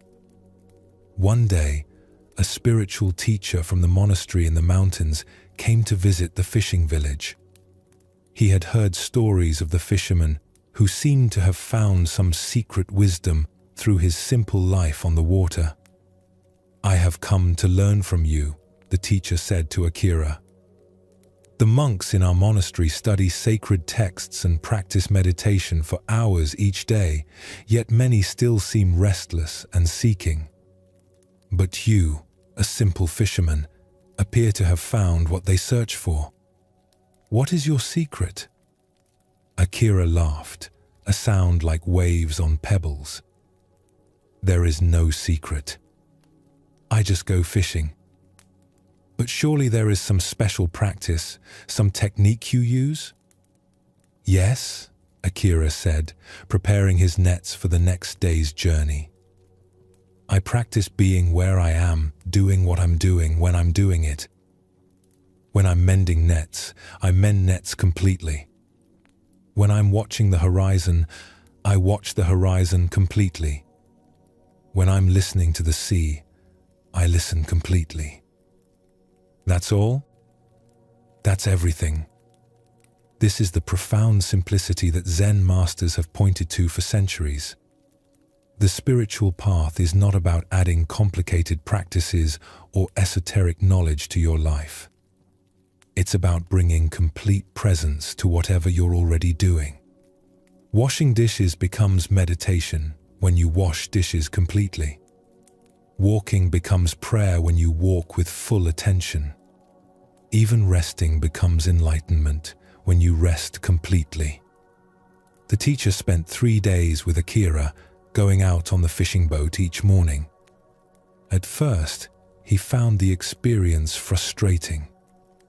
He kept waiting for the deep teachings to begin, for the profound wisdom to be revealed. Instead, there was just the simple rhythm of daily work, casting nets, reading weather, feeling the movement of the boat on the water. But on the 3rd morning, something shifted. As the teacher sat in the bow watching the sunrise paint the sky in shades of gold and pink, listening to the gentle sound of water against the hull, feeling the salt breeze on his face, he suddenly understood what Akira had been teaching all along. This moment was perfect exactly as it was. Nothing needed to be added to make it more spiritual or meaningful. The boat was a temple. The sea was a teacher. The sunrise was a scripture written in light itself. "Ah," the teacher whispered, tears forming in his eyes. "I have been looking for God in books and meditation halls, never noticing that God has been looking at me through the eyes of existence itself." Akira nodded quietly. "Now you understand why I never left the village to find enlightenment. How can you leave yourself to find yourself? 0. 5. Feel this recognition touching your own heart.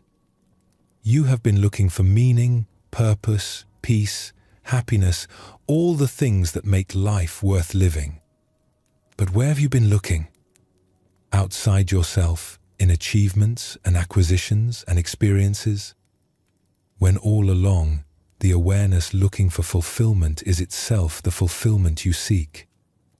That evening, as they sat by a small fire on the beach, the teacher asked Akira about the difficulties of life.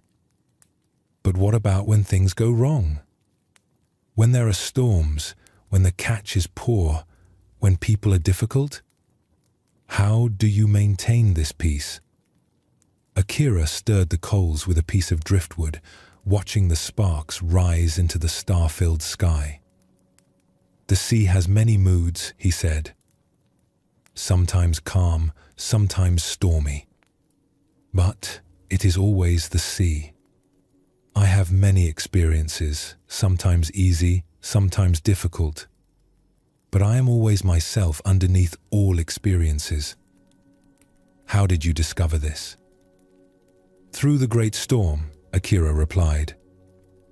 And he told the teacher about the night, 20 years earlier, when his boat had been caught far from shore in a typhoon that came up suddenly from the south.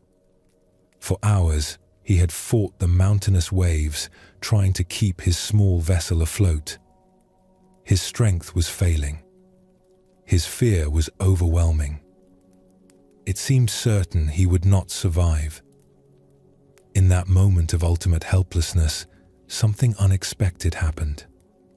He stopped fighting the storm and simply surrendered to whatever would come. And in that surrender, he discovered something that changed his life forever. I realized, Akira said, that I had been trying to survive as a separate self in an hostile universe. But when I let go of that struggle, I discovered I was not separate from the storm or the sea or the night. I was part of it all. The storm was not attacking me, it was expressing itself through the whole ocean, of which I was a temporary wave. Were you no longer afraid? The fear was still there. But I was no longer identified with the fear. It was just weather passing through awareness, like the storm was weather passing through the sky. I survived that night not because I conquered the storm, but because I stopped seeing myself as separate from the forces that shape all life. This is perhaps the deepest teaching about life's true purpose. We spend so much energy trying to protect a self that is actually just a temporary pattern, like a wave protecting itself from the ocean. But when we recognize that we are not the wave, we are the ocean expressing itself as a wave, everything changes. You are not a separate being struggling to survive in an indifferent universe. You are the universe expressing itself as a unique, temporary, beautiful pattern of consciousness. Your individual life is not a problem to be solved, but a song to be sung, a dance to be danced, a story to be lived fully and then released. As you rest here now, feel this larger identity. You are not just the thoughts and feelings and sensations of this particular human form. You are the awareness in which all thoughts and feelings and sensations arise. You are the space in which all experiences come and go. You are the silence in which all sounds appear and disappear. The teacher returned to his monastery, transformed by his time with the fishermen. But instead of abandoning his practices, he brought to them a new understanding. Meditation became not an escape from ordinary life, but a way of being fully present with whatever was happening. Study became not an accumulation of knowledge, but a deepening of wisdom. Service became not a duty to perform, but a natural expression of love. The other monks noticed the change immediately. "What did you learn from the fishermen?" they asked. "I learned that I don't need to become enlightened," he replied. "I need to stop pretending that I'm not already enlightened." This is the recognition that ends the spiritual search, not because you've achieved some special state, but because you've remembered what you never actually forgot. The peace you've been seeking is the peace you already are. The love you've been looking for is the love looking through your eyes. The home you've been trying to reach is where you've always been. There's a beautiful final story that captures this perfectly. An old Zen master lay dying, surrounded by his students. They were deeply saddened, knowing they would soon lose their beloved teacher. "Master," one student said through tears, "where will you go when you die? 0. 5. How will we find you again?" The master smiled with eyes that seemed to hold infinite gentleness. "Where can I go? There is nowhere that is not here. How can you lose me? There is no one who is not you. But what is the final teaching you want to leave us?" The master was quiet for a long moment, listening to the sound of rain beginning to fall on the monastery roof. Then he spoke his last words. "The rain has been falling on this roof for 1,000 years. But tonight, for the first time, the roof is grateful." With that, he closed his eyes and passed peacefully, leaving his students with the understanding that would transform their lives. Existence had always been perfect. Life had always been sacred. Every moment had always been a gift. They had simply forgotten to notice. This is the real purpose of life, to wake up to the sacred nature of ordinary existence. To recognize that every breath is a miracle, every heartbeat a blessing, every moment an opportunity to experience the wonder of being alive. You don't need to wait for some future moment of enlightenment. You don't need to earn your way to peace through years of practice. You don't need to become someone special to deserve happiness. Right now, as you rest here, you are experiencing the very thing you've been seeking. The awareness reading these words is not personal or small or limited. It's the same awareness that has been looking through the eyes of sages and fishermen, children and elders for thousands of years.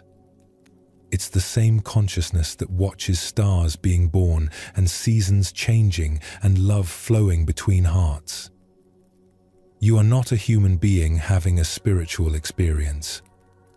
You are spiritual experience having a human experience.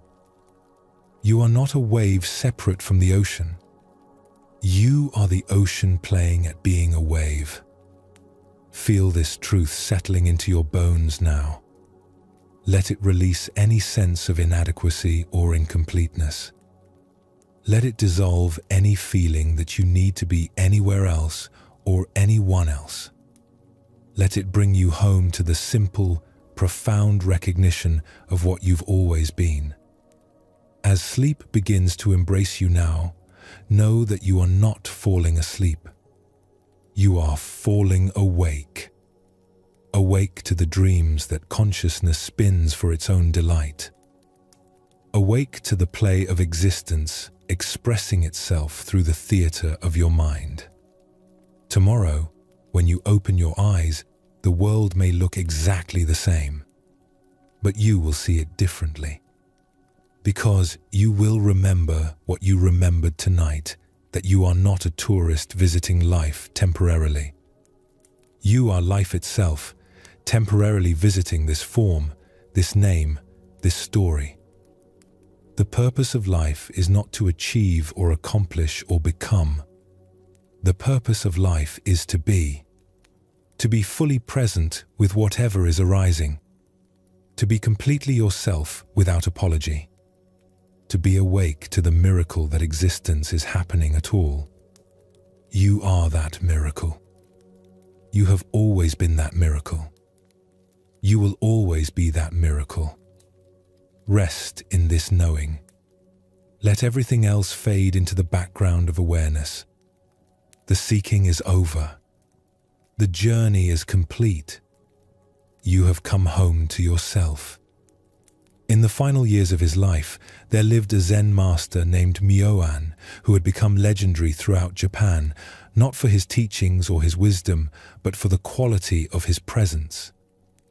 People would travel vast distances simply to sit in his company, finding in his silence something more nourishing than the most eloquent sermons. Yet Myoan himself had no sense of being special or accomplished.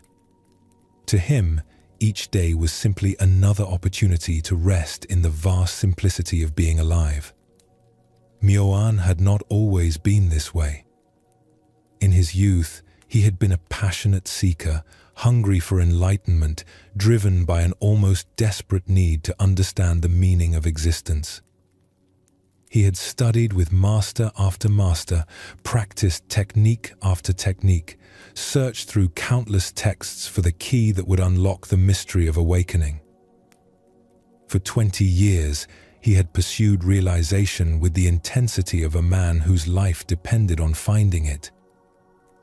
He meditated until his legs went numb, fasted until his body trembled with weakness, traveled to remote monasteries in search of teachers who might possess the final piece of the puzzle that would complete his understanding. But as the years passed, a strange weariness began to settle in his bones. Not the weariness of physical exhaustion, though his body had been pushed to its limits many times. This was a different kind of tiredness, a soul-deep fatigue with the very effort of seeking, a growing suspicion that all his striving might be taking him further from what he sought rather than closer to it. On his 50th birthday, sitting alone in a small hermitage he had built in the mountains, Myoan finally admitted to himself what he had been avoiding for years. Despite all his practice, all his study, all his sincere effort, he felt no closer to enlightenment than he had on the day he first began seeking. If anything, the more he learned about what awakening was supposed to look like, the more elusive it seemed to become. That night, sitting before his altar with its simple Buddha statue and offering of wildflowers, Myoan made a decision that would change everything. He would stop. Stop seeking, stop practicing, stop trying to become anything other than what he already was. If enlightenment existed, if peace was possible, if there was any truth to the promises of the ancient teachings, then surely it would have to be available without all this struggle and effort. "I give up," he said aloud to the empty hermitage. If this is not enough, he gestured to his simple room, his ordinary human existence, the sound of wind in the trees outside. If this moment, exactly as it is not already perfect, then I don't know what perfection could possibly mean. As soon as he spoke these words, something extraordinary happened. Nothing changed, and everything changed. The room was still the same small space, with rough wooden walls and a single oil lamp. The Buddha statue still sat in the same position, wearing the same serene expression. The sound of night insects continued their ancient chorus outside his window. But Myoan's relationship to all of it shifted completely. The seeking that had driven him for 2 decades simply stopped. Not because he had found what he was looking for, but because he finally understood that the one who was looking and what he was looking for had never been separate. The exhaustion he had been carrying fell away like a heavy cloak he had forgotten he was wearing. In its place was a lightness he had never experienced before, not the giddy lightness of achievement, but the profound ease of no longer needing to be anywhere else or anyone else. He laughed then, softly at first, then with growing appreciation for the cosmic joke he had been living. For 20 years, he had been like a person frantically searching for his glasses while they sat on top of his head. He had been seeking the awareness that was doing the seeking, trying to find the consciousness that was conducting the search. That night, Myoan slept more deeply than he had in decades. Not the heavy sleep of exhaustion, but the natural rest of someone who no longer needed to carry the burden of becoming. When he woke the next morning, the world looked exactly the same as it always had. But he was no longer looking at it as a seeker trying to extract something from experience. He was simply experiencing, simply being present with whatever arose. Word spread slowly through the spiritual communities of Japan that the great seeker Myoan had finally found what he was looking for. Students began arriving at his hermitage, expecting to learn the advanced techniques or receive the profound teachings that had led to his breakthrough. Instead, they found an old man who seemed to do nothing special at all. He would wake naturally with the sunrise, tend his small garden, prepare simple meals, sit quietly by his window watching the seasons change. When visitors arrived, he would welcome them warmly, offer them tea, and listen to their questions with complete attention. But his answers were often disappointingly simple. When asked about the nature of enlightenment, he might point to a flower growing outside his window and say, "This morning it was a bud. This afternoon it's blooming. Tomorrow it will begin to fade." Where is the enlightenment in this process? When students pressed him for meditation instructions or spiritual practices, he would smile and ask, "Are you breathing right now? Are you aware that you're breathing? Then you're already doing the most advanced practice there is." Some visitors left frustrated, convinced that Myoan was either a fraud or had lost his mind. Others sensed something profound in his ordinariness, but couldn't quite grasp what it was. But a few, those who were ready to hear what he was really saying, began to understand that his teaching was not in his words, but in his being. One young monk, after spending a week at the hermitage, finally asked the question that many had wondered about, but few had dared to voice. "Master Myoan, forgive me for asking, but are you enlightened? Have you achieved the awakening that all the scriptures promise?" Myoan was quiet for a long time, watching clouds drift across the afternoon sky. When he finally spoke, his voice carried the gentle authority of someone who had traveled to the end of seeking and discovered what was there. "Who would be enlightened?" he asked softly. "And who would know whether they were or not? I sought enlightenment for 20 years and never found it. Now I've stopped seeking, and it's everywhere I look. Not because something changed, but because I stopped believing that anything needed to change." But surely there was a moment of realization, a breakthrough, an experience of awakening. The breakthrough was realizing there was nothing to break through. The awakening was seeing that I had never been asleep. The experience was recognizing that the one having experiences is not limited by any particular experience.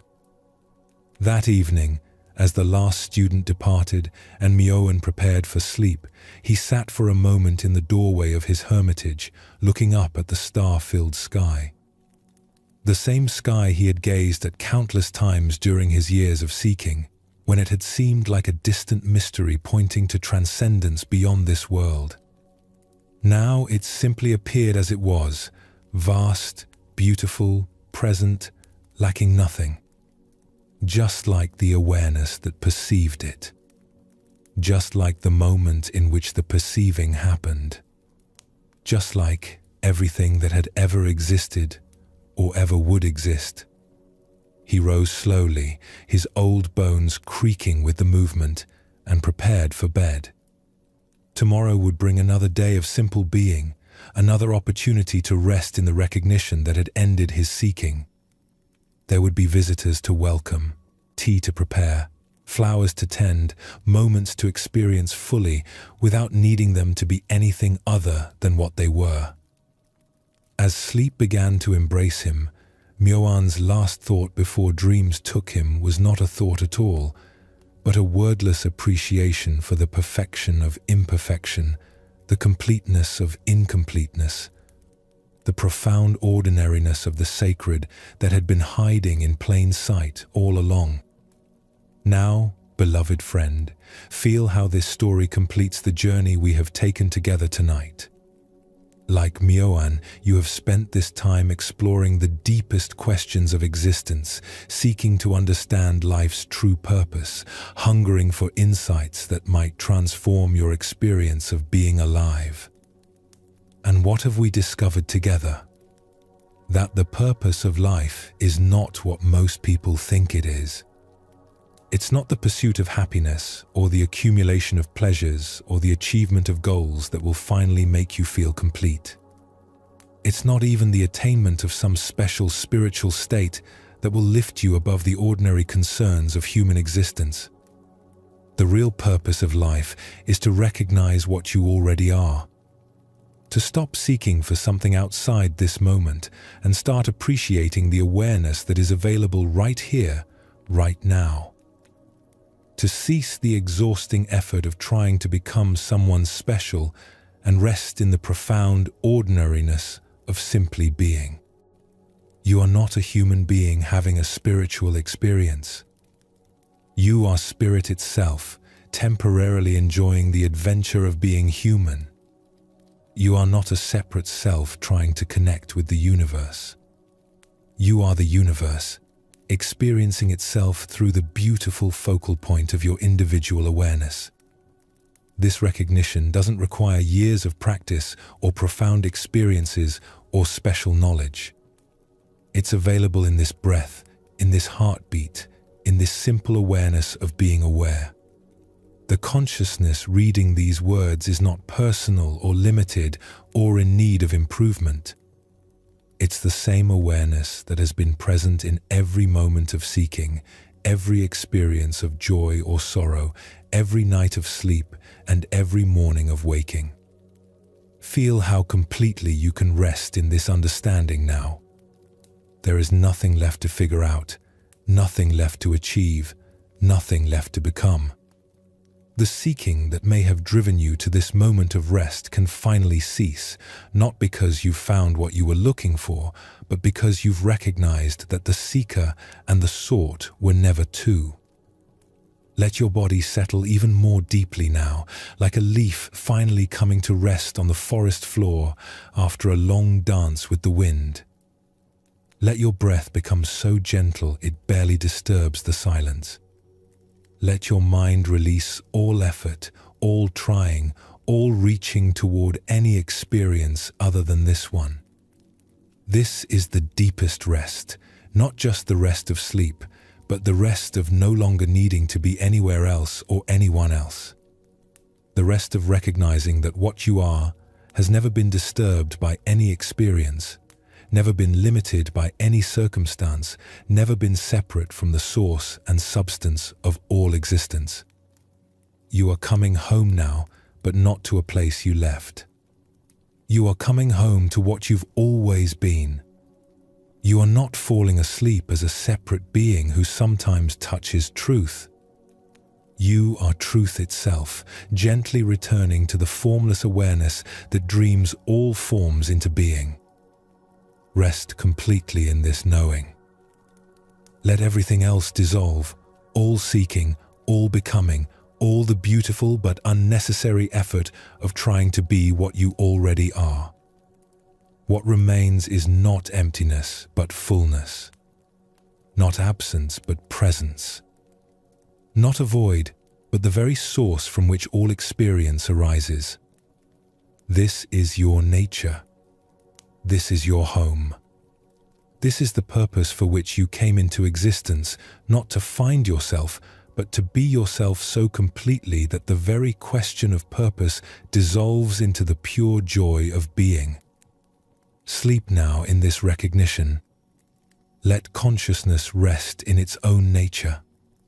Let awareness be aware of nothing but its own unchanging presence. Let the one who has been seeking finally, completely, eternally rest. You are home. You have always been home. And in this homecoming, you discover that you never actually left. The journey ends where it began, in the simple, perfect, ordinary miracle of being aware that you exist. Rest now, beloved. Rest in the deepest peace. Rest in the truth that you are what you have always been seeking. Rest in the love that you are, that everything is, that holds the entire universe in its infinite embrace. All is well. All has always been well. All will always be well. Sleep well, and thank you for joining us here at Sleepy Monk.